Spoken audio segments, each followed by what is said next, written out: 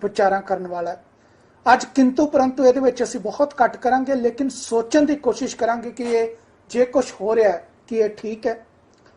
पंजाब दे विच लवप्रीत सिंह नाम का व्यक्ति नौजवान जिहड़ा वो इस करके आत्म हत्या कर लैंदा है कि NIA उन्होंने 2 साल पुराने केस के विच सद्दा दिंदी है कि तू इन्वेस्टिगेशन दे विच पार्ट कर। अपने सुसाइड नोट दे विच वो जिस तरह दस्सिया जांदा है कि लिखदा है कि मैनू UAPA तो डर लगदा सी, जिन्हों आपां बड़े क्लीयरली कह सकते कि अनलॉफुल एक्टिविटी प्रिवेंशन एक्ट, जिहदा अजकल बहुत ज़्यादा खतरा हैगा, उस तो डरदा होया वो आत्म हत्या कर लैंदा है नौजवान। पंजाब दे विच एक धी हैगी है, उन्हें MA की है, उन्हें BEd की है, उन्हें MPhil की हुई है, नौकरी नहीं मिली, हर जगह संघर्ष किया, अखीर दे विच कड़ी पकौड़े, कड़ी चावल, राजमा चावल की रेहड़ी जिहड़ी है वो ला के अपना एक कारोबार शुरू किया मोहाली खरड़ दे विच, नाम हैगा हरजी ढिल्लों। कोई काम माड़ा नहीं हुंदा। विदेशों के विच भी आके जिहड़े इत्थे सीधे चिट्टे कॉलर दी जॉबां नहीं मिलदियां, बहुत सारे काम जिहड़े ने औखे करने पैंदे ने, कोई भी काम माड़ा नहीं हुंदा। पर मैं एक नौजवानी का हालात की तस्वीर जिहड़ी है तुहाडे सामने लैके आउणा चाहुंदा। ਜਦੋਂ उत्थे छोटिया छोटिया नौकरियां नहीं मिलदियां, जो छोटे छोटिया जगह के उत्ते चैलेंज होंदे ने, जो हर जगह एक वड्डी चुनौती खड़ी होंदी है, तो लोग जिहड़े ने वो विदेशों वाल नूं भजदे ने। सारे वैस्ट मुल्कां दे विच नहीं आ जांदे, उस तो पहला कोई अरब कंट्री दे विच जांदा है, कोई किसे मलेशिया जाके काम करता है, कोई किसे तरीके नाल किसे मुल्क दे विच पहुंच के कहंदा कि मैं शायद अपना किते ना किते जिहड़ा वो गुजारा कर लवां। ये सच्चाई है, कड़वी सच्चाई है। सरकारां रोज़गार नहीं दिंदियां, तद ही ये नौजवान पहला ट्रैवल एजेंटां नूं पैसे दिंदे ने, उस तो बाद ये शोषण का शिकार होंदे ने, फिर जाके उन्हां विदेशों दे विच लोकां दे गुस्से का शिकार होंदे ने, उन्हां दे हालातां दे मुताबिक अपने आप नूं ढालदे ने, अपनी मजबूरी नूं उत्थों दी भाषा सिੱਖਦੇ ने, अपनी मजबूरी नूं दड़ वट के गुजारा करने लई मजबूर हो जांदे। ये सच्चाइयां ने। जे सरकारां इत्थे रोज़गार दिंदियां तो 25-30 हज़ार की नौकरी के लिए लोग सिखर गर्म मुल्क दे विच जाके, खाड़ी के मुल्कां दे विच जाके कारोबार ना करते, जां उत्थे जाके जॉबां ना करते। पर इस लड़ी दे विच अज एक नवां सिलसिला शुरू होया। साडे ट्रैवल एजेंटां ने नौजवानों नूं, लड़कियां नूं तां मिसगाइड करना सी, लड़कियां नूं भी मिसगाइड करना शुरू किया। लड़कियां नूं बहुत सोहने सोहने इश्तिहार बना के किसी को कहा जाता है कि उत्थे ब्यूटी पार्लर की जॉब खुल गई है, किसी को कहा कि उत्थे फ्रंट डेस्क की जॉब हैगी है, किसी को कहा कि फूड पैकिंग की जॉब हैगी है, तुहानूं इन्ने क पैसे दिते जाणगे कि तुहाडे घर की गरीबी कट्टी जाएगी। अपने अपने नूं लुट रहे हैं। पर इस चंद कोड़ियां के लालच के विच जिस तरीके नाल असीं इन्हां नौजवानों नूं कुराहे पा रहे हैं, गलत रस्ते वाल धकेल रहे हैं, मजबूर कर रहे हैं जिंदगी के वो रस्ते चुनने वास्ते जिहदे उत्ते कोई भी नहीं तुरना चाहता, सिर्फ तो सिर्फ चंद कु कोड़ियां वास्ते। कुछ लोगों ने अपने जमीर वेच दिते हुए ने। उन्होंने लगता कि इहो ही मौका हैगा, जिहड़ा भी वेच सकता है, जिन्हों भी वेचा जा सकता है, वेच देना चाहिए। ट्रैवल एजेंट पंजाब दे विच माफ़ करना बहुतात दे विच जिहड़े हैगे ने वो इसे काम दे विच रुझे हुए ने। विजिटर वीज़ियां ते वक्-वक् मुल्कां दे विच भेज के बच्चों को कहंदे ने कि तुहाडे उत्थे जाके तुहानूं वर्क परमिट मिल जाएगा।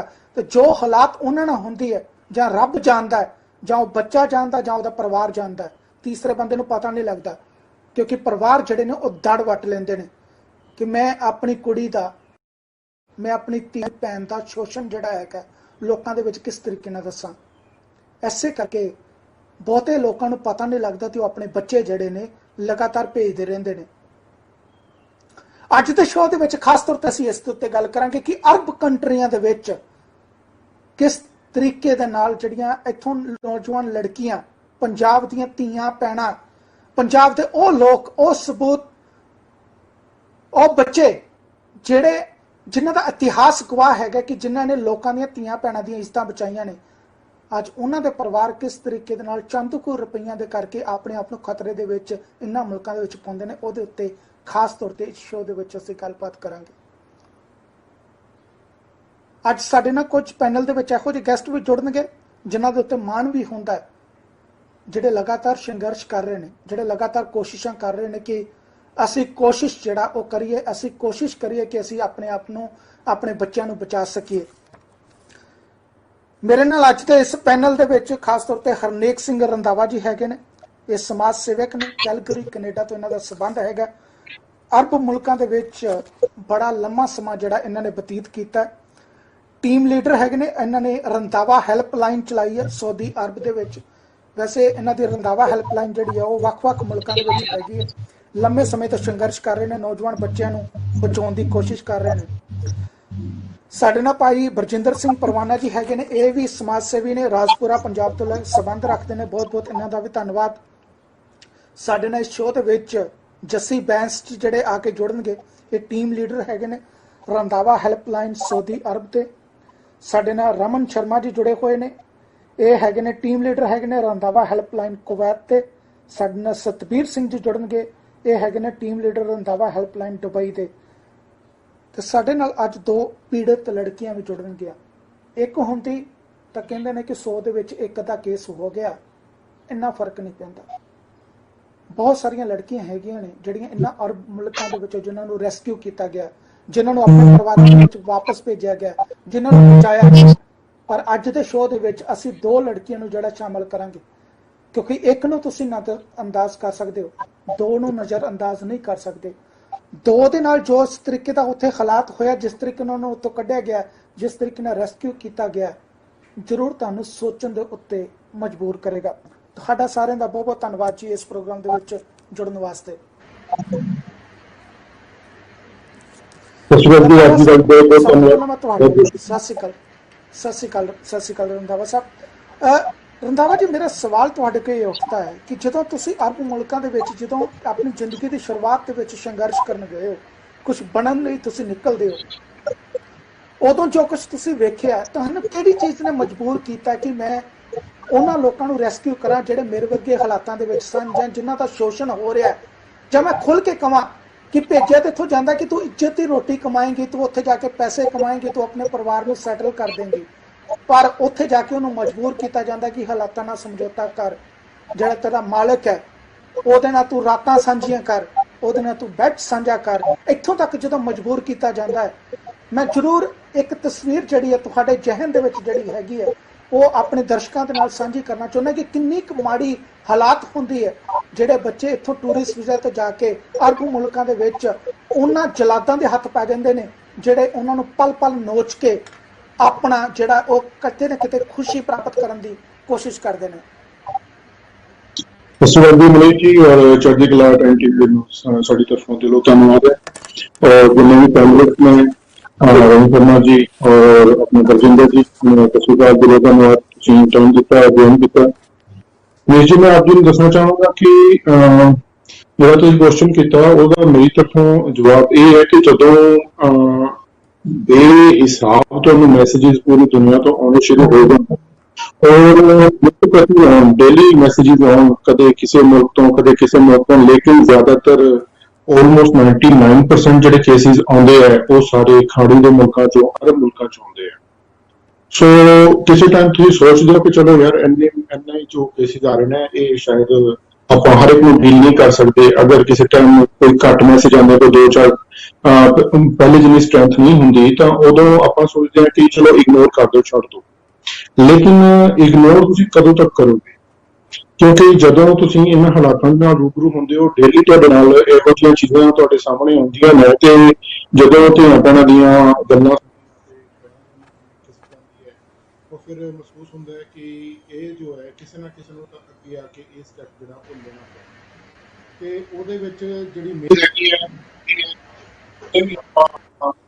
ਕੋਈ ਭੈਣ ਕਾਲ ਕਰਦੀ ਹੈ ਤੇ ਸਾਨੂੰ ਬਹੁਤ ਦੁੱਖ ਤਕਲੀਫ ਮਹਿਸੂਸ ਹੁੰਦੀ ਹੈ ਕਿ ਇਹ ਇੰਨੀ ਮੁਸ਼ਕਿਲ ਦੇ ਵਿੱਚ ਕਿਸੇ ਅਰਬ ਮੁਲਕ 'ਚ ਫਸੀ ਹੈ ਔਰ ਇਹਨੇ ਸਾਡਾ ਨੰਬਰ ਇੰਟਰਨੈਟ ਤੋਂ ਲੈ ਕੇ ਤੇ ਕਿਸੇ ਤਰੀਕੇ ਸਾਡਾ ਰਾਬਤਾ ਕੀਤਾ ਤੇ ਅਸੀਂ ਇਹਨੂੰ ਬੈਕ ਫੁੱਟ ਤੇ ਕਿੱਦਾਂ ਚਲੇ ਜਾਈਏ। ਸੋ ਇਹ ਕਾਫੀ ਲੰਬੇ ਅਰਸੇ ਤੋਂ ਜਦੋਜਹਿਦ ਜਦੋਂ ਇਹ ਕਰਦੀਆਂ ਨੇ ਤਾਂ ਫਿਰ ਇਹਨਾਂ ਨੂੰ ਇਹ ਹੁੰਦਾ ਕਿ ਕਿਸੇ ਤਰੀਕੇ ਅਸੀਂ ਇੱਥੋਂ ਨਿਕਲੀਏ। ਉਹਦੇ ਵਾਸਤੇ ਫਿਰ ਇਹ ਇੰਟਰਨੈਟ ਤੇ ਜਾ ਕੇ ਸਰਚ ਕਰਦੇ ਨੇ, ਮੋਸਟਲੀ ਫਿਰ ਸਾਡੇ ਵੀਡੀਓਜ਼ ਵਗੈਰਾ ਜਿਹੜੇ ਨੇ ਇਹਨਾਂ ਨੂੰ ਨਜ਼ਰ ਆਉਂਦੇ ਨੇ, ਉੱਥੋਂ ਫਿਰ ਇਹ ਫੋਨ ਨੰਬਰ ਲੈ ਕੇ ਕੰਟੈਕਟ ਕਰਦੀਆਂ ਔਰ ਇਹਦੇ ਵਿੱਚੋਂ ਮੁੰਡਿਆਂ ਦੀ ਵੀ ਜਿਹੜੀ ਤਾਦਾਦ ਹੈ ਬਹੁਤ ਜ਼ਿਆਦਾ ਹੈ, ਬਟ ਰੀਸੈਂਟ ਟਾਈਮ ਦੇ ਵਿੱਚ ਪਿਛਲੇ ਕਰੀਬ 4 ਜਾਂ 5 ਸਾਲਾਂ ਦੇ ਵਿੱਚ ਬੇਸ਼ੁਮਾਰ ਜਿਹੜੀਆਂ ਨੇ ਸਾਡੀਆਂ ਧੀਆਂ ਭੈਣਾਂ ਗਲਤ ਕੰਟਰੀਆਂ ਦੇ ਵਿੱਚ ਗਈਆਂ ਨੇ, ਜਿਹੜੀਆਂ ਕਿ ਮੇਰੇ ਹਿਸਾਬ ਦੇ ਨਾਲ ਅਗਰ ਤੁਸੀਂ ਬਹੁਤੇ ਪੜ੍ਹੇ ਲਿਖੇ ਹੋ, ਚੰਗਾ ਤੁਸੀਂ ਜੌਬ ਤੁਸੀਂ ਕਰ ਸਕਦੇ ਹੋ, ਫਿਰ ਠੀਕ ਹੈ, ਅਦਰਵਾਈਜ਼ ਹਾਊਸਮੇਟ ਦੇ ਵੀਜ਼ੇ ਤੇ ਜੋ ਹੈ ਉਹ ਨਹੀਂ ਜਾਣਾ ਚਾਹੀਦਾ।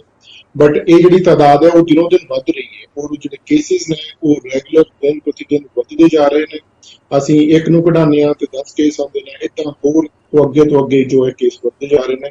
ਤੇ ਸਾਡੀ ਕੋਸ਼ਿਸ਼ ਇਹੀ ਹੈ ਕਿ ਇੱਕ ਐਸਾ ਅਸੀਂ ਨੈਟਵਰਕ ਕ੍ਰੀਏਟ ਕੀਤਾ ਹੈ ਕਿ ਕਿਸੇ ਵੀ ਅਰਬ ਕੰਟਰੀ ਦੇ ਵਿੱਚ ਕਿਸੇ ਧੀ ਭੈਣ ਨੂੰ ਦਿੱਕਤ ਹੁੰਦੀ ਹੈ ਤਾਂ ਸਾਨੂੰ ਕੰਟੈਕਟ ਕਰਦੀ ਹੈ, ਔਰ ਫਿਰ ਸਾਡੀ ਕੋਸ਼ਿਸ਼ ਹੁੰਦੀ ਹੈ ਕਿ ਉਸ ਕੰਟਰੀ ਦੇ ਵਿੱਚ ਜੋ ਸਾਡਾ ਗਰੁੱਪ ਹੈ ਉਹਦੇ ਨਾਲ ਜਲਦੀ ਤੋਂ ਜਲਦੀ ਰਾਬਤਾ ਕਰਕੇ ਉਹਨੂੰ ਉੱਥੋਂ ਕਿਸੇ ਤਰੀਕੇ ਕੱਢਣ ਦੀ ਕੋਸ਼ਿਸ਼ ਕੀਤੀ ਹੈ। ਬਿਲਕੁਲ ਆਪਣੇ ਆਪ 'ਚ ਇਹ ਕੋਸ਼ਿਸ਼ ਜਿਹੜੀ ਹੈ ਕਿਤੇ ਨਾ ਕਿਤੇ ਰੰਗ ਵੀ ਲੈ ਕੇ ਆ ਰਹੀ ਹੈ। ਕੁਝ ਪਰਿਵਾਰ ਜਿਹੜੇ ਨੇ ਉਹ ਬਚ ਕੇ ਵੀ ਵਾਪਸ ਆ ਰਹੇ ਨੇ। ਮੈਂ ਜ਼ਰੂਰ ਰਮਨ ਸ਼ਰਮਾ ਜੀ, ਮੈਂ ਨਾਲ ਜਿਹੜੀ ਤਸਵੀਰ ਤੁਹਾਡੇ ਕੋਲ ਵੀ ਪੁੱਛਣਾ ਚਾਹਾਂਗਾ ਕਿ ਜਿਸ ਤਰੀਕੇ ਨਾਲ ਹੁਣ ਤੁਹਾਨੂੰ ਇੱਕ ਟੀਮ ਦਿੱਤੀ ਗਈ ਹੈ, ਟੀਮ ਦੇ ਵਿੱਚ ਜਿਹੜਾ ਵਰਕਆਊਟ ਹੈ, ਜਿਸ ਤਰੀਕੇ ਨਾਲ ਤੁਸੀਂ ਅੱਗੇ ਵਧਦੇ ਹੋ, ਮੈਂ ਜ਼ਰੂਰ ਇੱਕ ਚੀਜ਼ ਜਿਹੜੀ ਹੈ ਪੰਜਾਬ ਦੇ ਨੌਜਵਾਨਾਂ ਨੂੰ ਜਿਹੜੀ ਤੁਹਾਡੇ ਥਰੂ ਜਿਹੜੀ ਸਮਝਾਉਣਾ ਚਾਹਾਂਗਾ ਕਿ ਇਹ ਜ਼ਰੂਰ ਦੱਸੋ ਕਿ ਜਦੋਂ ਵੱਖ-ਵੱਖ ਤਰੀਕੇ ਦੀਆਂ ਅਸੀਂ ਐਡਵਰਟਾਈਜ਼ਮੈਂਟ ਜਿਹੜੀਆਂ ਨੇ ਟੀਵੀ ਸਕਰੀਨ ਦੇ ਉੱਤੇ, ਅਖਬਾਰਾਂ ਦੇ ਵਿੱਚ, ਰੋਡ ਸਾਈਡ ਦੇ ਉੱਤੇ ਵੱਡੇ ਵੱਡੇ ਬੋਰਡਾਂ ਦੇ ਉੱਤੇ ਆਪਾਂ ਵੇਖਦੇ ਹਾਂ ਕਿ ਤੁਹਾਨੂੰ 5000 ਦਿਨਾਰ ਦੇ ਵਿੱਚ, 7000 ਦਿਨਾਰ ਦੇ ਵਿੱਚ ਜੋਬ ਦਿੱਤੀ ਜਾਵੇਗੀ, ਤੁਸੀਂ ਜਾ ਕੇ ਸਫਾਈ ਕਰਨੀ ਹੈ, ਤੁਸੀਂ ਜਾ ਕੇ ਆਫਿਸ ਸੰਭਾਲਣਾ। ਕਿਹੜੀਆਂ ਚੀਜ਼ਾਂ ਦੇ ਉੱਤੇ ਜ਼ਿਆਦਾ ਧਿਆਨ ਦੇਣ ਦੀ ਲੋੜ ਹੈ? ਸਤਿ ਸ਼੍ਰੀ ਅਕਾਲ ਜੀ, ਸਤਿ ਸ਼੍ਰੀ ਅਕਾਲ ਅਨੇਕ ਭਾਜੀ, ਤੇ ਸਤਿ ਸ਼੍ਰੀ ਅਕਾਲ ਜਿੰਨੇ ਵੀ ਮੇਰੇ ਪੰਜਾਬੀ ਚੜ੍ਹਦੀ ਕਲਾ ਟਾਈਮ ਟੀਵੀ ਦੇਖਣ ਵਾਲੇ ਸਾਰੇ ਸਰੋਤਿਆਂ ਨੂੰ ਪਹਿਲਾਂ ਤੇ ਸਤਿ ਸ਼੍ਰੀ ਅਕਾਲ। ਤੇ ਮੈਂ ਤੁਹਾਡੀ ਗੱਲ ਦਾ ਜਵਾਬ ਜ਼ਰੂਰ ਦਊਂਗਾ ਜੀ। ਭਾਜੀ ਦੇਖੋ, ਪਹਿਲੀ ਗੱਲ ਤਾਂ ਜਦੋਂ ਵੀ ਜਿਹੜੇ ਪੰਪਲੇਟ ਜਾਂ ਜਿੰਨੇ ਵੀ ਇਸ਼ਤਿਹਾਰ ਸਾਡੇ ਟੀਵੀ ਸਕਰੀਨ ਤੇ ਆਉਂਦੇ ਆ ਕਿ ਤੁਹਾਨੂੰ ਇਹ ਜੋਬ ਮਿਲਦੀ ਆ, ਅੱਜ ਕੱਲ ਇਹਨਾਂ ਨੇ ਇੱਕ ਨਵਾਂ ਟ੍ਰੈਂਡ ਫੜਿਆ ਹੋਇਆ ਅਰਬ ਕੰਟਰੀ 'ਚ ਕਿ ਅੱਜ ਕੱਲ ਕੁੜੀਆਂ ਨੂੰ ਉੱਥੇ ਇਹ ਕਿਹਾ ਜਾਂਦਾ ਹੈ ਕਿ ਤੁਹਾਨੂੰ ਬਿਊਟੀਸ਼ੀਅਨ ਦਾ ਕੰਮ ਮਿਲਿਆ ਜਾਊਗਾ, ਉੱਥੇ ਤੁਹਾਨੂੰ ਉੱਥੇ ਰਿਸੈਪਸ਼ਨ ਤੇ ਖੜੇ ਕੀਤਾ ਜਾਊਗਾ, ਜਾਂ ਤੁਹਾਡੇ ਕੋਲ ਕੋਈ ਸਿਰਫ ਕਿਚਨ ਦਾ ਹੀ ਕੰਮ ਕਰਾਇਆ ਜਾਊਗਾ, ਤੁਹਾਡੇ ਕੋਲ ਸਿਰਫ ਉੱਥੇ ਕੇਅਰ ਟੇਕਰ ਯਾਨੀ ਕਿ ਤੁਸੀਂ ਸਿਰਫ ਬੱਚੇ ਹੀ ਸੰਭਾਲਣੇ ਆ। ਬਟ ਇਦਾਂ ਦਾ ਕੁਝ ਵੀ ਨਹੀਂ ਹੁੰਦਾ, ਠੀਕ ਹੈ ਜੀ। ਪਹਿਲੀ ਗੱਲ ਤੇ ਮੈਨੂੰ ਨਹੀਂ ਲੱਗਦਾ ਕਿਸੇ ਵੀ ਅਰਬ ਕੰਟਰੀ 'ਚ ਕੋਈ ਬਿਊਟੀਸ਼ੀਅਨ ਦੀ ਕੋਈ ਲੋੜ ਹੈਗੀ ਹੈ ਇੱਥੇ, ਠੀਕ ਹੈ ਜੀ।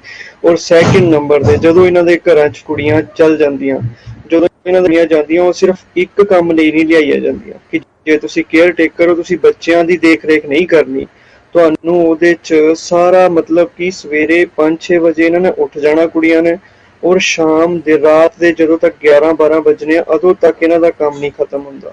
ਮਤਲਬ ਇਹਨਾਂ ਦੇ ਫੈਮਿਲੀ ਮੈਂਬਰਸ ਵੀ ਇੰਨੇ ਹੁੰਦੇ, 10-12-15 ਹੋਣਗੇ, ਬੱਚਿਆਂ ਨੂੰ ਵੀ ਸੰਭਾਲਣਾ। ਅਗਰ ਬੱਚੇ ਰੋਂਦੇ ਆ ਤੇ ਫਿਰ ਵੀ ਉਹ ਹਾਊਸਮੇਟ ਨੂੰ ਗਾਲਾਂ ਕੱਢਣਗੇ ਕਿ ਬੱਚਾ ਰੋਇਆ ਤੇ ਰੋਇਆ ਕਿਉਂ, ਠੀਕ ਹੈ ਜੀ।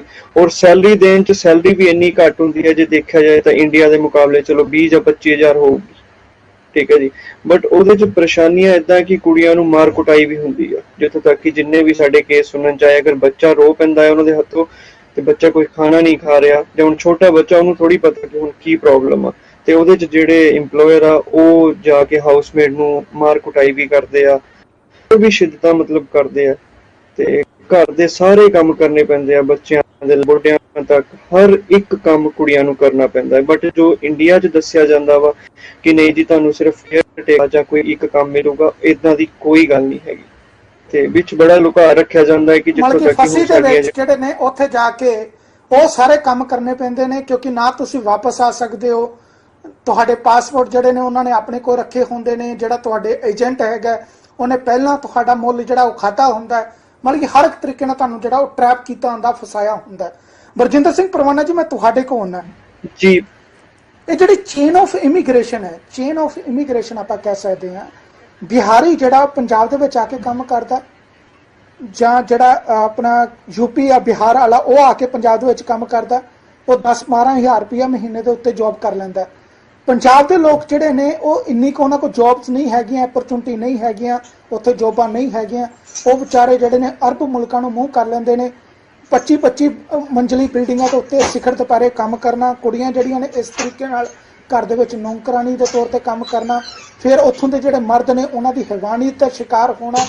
ਜੇ ਇਹ 25-30 ਹਜ਼ਾਰ ਦੀ ਨੌਕਰੀ ਦਾ ਜੁਗਾੜ ਜਿਹੜਾ ਇੱਥੇ ਕਰ ਦਿੱਤਾ ਜਾਵੇ ਤਾਂ ਤੁਹਾਨੂੰ ਨਹੀਂ ਲੱਗਦਾ ਕਿ ਆਪਾਂ ਬਹੁਤ ਸਾਰੀਆਂ ਇੱਜ਼ਤਾਂ ਜਿਹੜੀਆਂ ਨੇ ਬਚਾ ਸਕਦੇ, ਬਹੁਤ ਸਾਰੇ ਲੋਕਾਂ ਨੂੰ ਬਚਾ ਸਕਦੇ? ਮਨੀਸ਼ ਬਿਆਲਾ ਜੀ, ਤੁਹਾਡਾ ਧੰਨਵਾਦ ਹੈ ਜੋ ਤੁਸੀਂ ਅੱਜ ਦਾ ਇਹ ਵਿਸ਼ਾ ਲਿਆ ਹੈ। ਇਹ ਬਹੁਤ ਜ਼ਰੂਰੀ ਹੈ, ਬਹੁਤ ਅਹਿਮ ਹੈ। ਔਰ ਇਸ ਵੇਲੇ ਜਿਹੜੇ ਸਾਡੇ ਵੀਰ ਸਰਦਾਰ ਹਰਨੇਕ ਸਿੰਘ ਜੀ ਰੰਧਾਵਾ ਕੰਮ ਕਰ ਰਹੇ ਨੇ, ਕੰਮ ਹੀ ਕਾਬਲੇ ਤਾਰੀਫ ਹੈ। ਤੁਸੀਂ ਸਵਾਲ ਕੀਤਾ ਹੈ ਵੀ ਜੇਕਰ ਪੰਜਾਬ ਦੇ ਵਿੱਚ ਰੁਜ਼ਗਾਰ ਪੈਦਾ ਕਰ ਦਿੱਤੇ ਜਾਣ ਤਾਂ ਪੰਜਾਬ ਦੇ ਵਿੱਚ ਲੋਕ ਜਿਹੜੇ ਨੇ ਉਹ ਅਰਬ ਕੰਟਰੀਆਂ ਦੇ ਵਿੱਚ ਜਿਹੜਾ ਹੈ ਨਹੀਂ ਜਾਣਗੇ ਜਾਂ ਬਾਹਰ ਮੁਲਕਾਂ ਵਿੱਚ ਨਹੀਂ ਜਾਣਗੇ।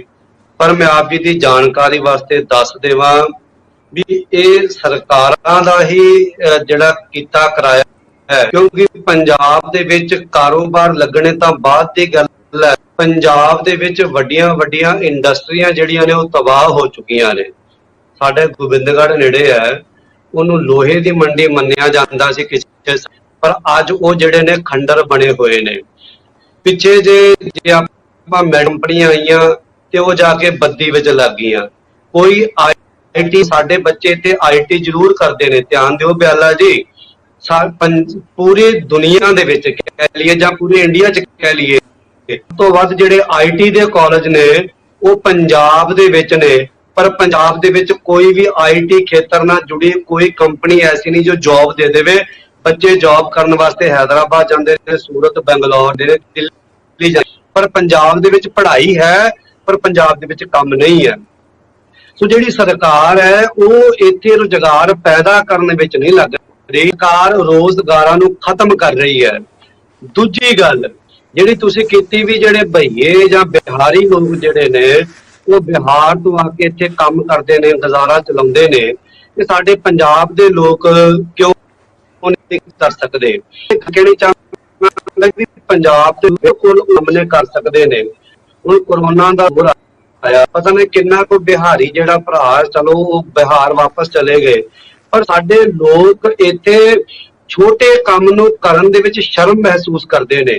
ਇੱਕ ਬਿਹਾਰੀ ਰੇਹੜੀ ਲਾ ਲੇ ਫਰੂਟ ਦੀ ਤੇ ਸ਼ਾਮ ਨੂੰ 1000 ਰੁਪਈਆ 2000 ਦਿਹਾੜੀ ਜੇਬ 'ਚ ਪਾ ਕੇ ਘਰੇ ਲੈ ਕੇ ਜਾਂਦਾ ਹੈ। ਬਿਹਾਰੀਆਂ ਨੇ ਇੰਨੀ ਕੁ ਤਰੱਕੀ ਕਰ ਲਈ ਇੱਥੇ ਵੀ ਬਿਹਾਰੀ ਐਮਐਲਏ ਬਣਨ ਨੂੰ ਵੀ ਤਿਆਰ ਬੈਠੇ ਨੇ। ਐਮਸੀ ਤਾਂ ਲੁਧਿਆਣੇ ਵਿੱਚ ਬਾਣੀ ਗਏ ਨੇ, ਸੋ ਅਕਾਲੀ ਦਲ ਦੇ ਵੀ ਲੀਡਰ ਬਿਹਾਰੀ ਜਿਹੜੇ ਨੇ ਉਹ ਬਾਣੀ ਗਏ ਨੇ। ਪਰ ਸਾਡੇ ਲੋਕ ਜਿਹੜੇ ਨੇ ਉਹ ਸ਼ਰਮ ਮਹਿਸੂਸ ਕਰਦੇ ਨੇ। ਇੱਥੇ ਤਾਂ ਉਹਨਾਂ ਨੂੰ ਖੇਤ ਵਿੱਚ ਜਾ ਕੇ ਦਿਹਾੜੀ ਕਰਨੀ ਜਾਂ ਕਿਸੇ ਦਫ਼ਤਰ 'ਚ ਜਾ ਕੇ ਕੰਮ ਕਰਨਾ ਨੂੰ ਔਖਾ ਲੱਗਦਾ ਹੈ, ਪਰ ਬਾਹਰਲੀ ਕੰਟਰੀਆਂ ਵਿੱਚ ਗੁਲਾਮੀ ਕਰਨੀ ਜਿਹੜੀ ਆ ਉਹਨਾਂ ਨੂੰ ਕਰੀ ਹੈ। ਤੇ ਦੂਜੀ ਗੱਲ ਜਿਹੜੀ ਅੱਜ ਦੇ ਵਿਸ਼ੇ ਦੇ ਨਾਲ ਪਰਵਾਨਾ ਜੀ ਮੈਂ ਤੁਹਾਨੂੰ 1 ਮਿੰਟ ਲਈ ਇੱਥੇ ਰੋਕਦਾ। ਆਪਾਂ ਨੌਜਵਾਨਾਂ ਦਾ ਕਸੂਰ ਕੱਢ ਰਹੇ ਹਾਂ। ਨੌਜਵਾਨੀ ਦਾ ਕਸੂਰ ਹੈਗਾ ਕਿ ਉਹ ਇੱਥੇ ਜਿਹੜਾ ਉਹ ਕੰਮ ਨਹੀਂ ਕਰਨਾ ਚਾਹੁੰਦੇ, ਵਿਦੇਸ਼ਾਂ ਦੇ ਵਿੱਚ ਜਾ ਕੇ ਗੁਲਾਮੀ ਕਰਨ ਨੂੰ ਤਿਆਰ ਹੈਗੇ ਨੇ। ਪਰ ਕੀ ਜਿਹੜੀਆਂ ਸਰਕਾਰਾਂ ਇਲੈਕਸ਼ਨ ਤੋਂ ਪਹਿਲਾਂ ਕਹਿੰਦੀਆਂ ਨੇ ਕਿ ਘਰ ਘਰ ਨੌਕਰੀ, ਉਹਨਾਂ ਨੂੰ ਜਿਹੜੀਆਂ ਮਿਸਗਾਈਡ ਕਰਦੀਆਂ ਨੇ ਸਮੇਂ-ਸਮੇਂ ਦੇ ਉੱਤੇ, ਕੀ ਉਹ ਜ਼ਿੰਮੇਵਾਰ ਨਹੀਂ ਹੈਗੀਆਂ? ਇਲੈਕਸ਼ਨ ਤੋਂ ਪਹਿਲਾਂ ਕਿਉਂ ਨਹੀਂ ਕਹਿੰਦੀਆਂ ਵੀ ਭਾਈ ਅਸੀਂ ਭਾਵੇਂ ਜਿੱਤ ਵੀ ਗਏ ਤਾਂ ਅਸੀਂ ਨੌਕਰੀ ਨਹੀਂ ਜੇ ਦੇਣੀ, ਕਿਉਂਕਿ ਸਾਡੇ ਹੱਥ ਵੱਸ ਕੁਛ ਨਹੀਂ ਜਾਏਗਾ, ਸਾਡੇ ਕੋਲ ਨਾ ਕੋਈ ਨੌਕਰੀ ਨਾ ਸਾਡੇ ਕੋਲ ਮੰਗਿਓ, ਆਪਣਾ ਜੁਗਾੜ ਕਰ ਲਓ, ਜੇ ਵੋਟ ਦੇਣੀ ਤਾਂ ਦਿਓ, ਨਹੀਂ ਦੇਣੀ ਤਾਂ ਨਾ ਦਿਓ। ਸੱਚ ਕਿਉਂ ਨਹੀਂ ਬੋਲਦੀਆਂ ਉਸ ਵੇਲੇ? ਉਸ ਵੇਲੇ ਨੌਜਵਾਨਾਂ ਨੂੰ ਕਿਹਾ ਜਾਂਦਾ ਕਿ ਬਸ 6 ਮਹੀਨੇ ਠਹਿਰ ਜਾਓ, ਜਿਤਾ ਦਿੱਤਾ ਤਾਂ ਤੁਹਾਡੇ ਘਰੇ ਜਿਹੜੇ ਨੇ ਉਹ ਲੈਟਰਾਂ ਆ ਜਾਣੀਆਂ ਨੇ। ਨੌਜਵਾਨਾਂ ਨੂੰ ਕਹਿੰਦੇ ਨੇ ਕਿ ਤੁਸੀਂ ਤਿਆਰ ਹੋ ਜਾਓ, ਆਪਣੀ ਉਂਗਲੀਆਂ ਨੂੰ ਤੇਲ ਦੇ ਨਾਲ ਮਾਲਸ਼ਾਂ ਕਰ ਲਓ, ਕਿਉਂਕਿ ਤੁਹਾਡੇ ਹੱਥ 'ਚ ਹੁਣ ਸਮਾਰਟਫੋਨ ਹੋਣੇ ਨੇ, ਸਮਾਰਟਫੋਨਾਂ ਦੇ ਉੱਤੇ ਤੁਸੀਂ ਆ ਕੇ ਜਿਹੜੀਆਂ ਗੇਮਾਂ ਖੇਡਣੀਆਂ ਨੇ। ਜਦੋਂ ਆਪਾਂ ਉਹਨਾਂ ਦੀ ਪ੍ਰੈਪਰੇਸ਼ਨ ਉਸ ਤਰੀਕੇ ਨਾਲ ਕਰ ਰਹੇ ਹਾਂ, ਜਦੋਂ ਉਹਨਾਂ ਨੂੰ ਆਪਾਂ ਉਹਦੀ ਤਿਆਰੀ ਦਿਮਾਗ ਦੇ ਵਿੱਚ ਇਹ ਕਰ ਦਿੱਤੀ ਕਿ ਭਾਈ ਫਿਕਰ ਕਰਨ ਦੀ ਲੋੜ ਨਹੀਂ ਹੈਗੀ, ਅਸੀਂ ਬੈਠੇ ਆ ਨਾ, ਤੇ ਜਦੋਂ ਆਪਾਂ ਬੈਠ ਜਾਂਦੇ 3.5 ਸਾਲ, ਫਿਰ ਕਹਿੰਦੇ ਕਿ ਅਸੀਂ ਕਰ ਰਹੇ ਹਾਂ ਜੀ, ਹੋ ਰਿਹਾ ਜੀ, ਹੋਵੇਗਾ ਜੀ, ਅਗਲੀ ਵਾਰ ਆ ਜਾਾਂਗੇ ਫਿਰ ਕਰ ਲਾਂਗੇ ਜੀ।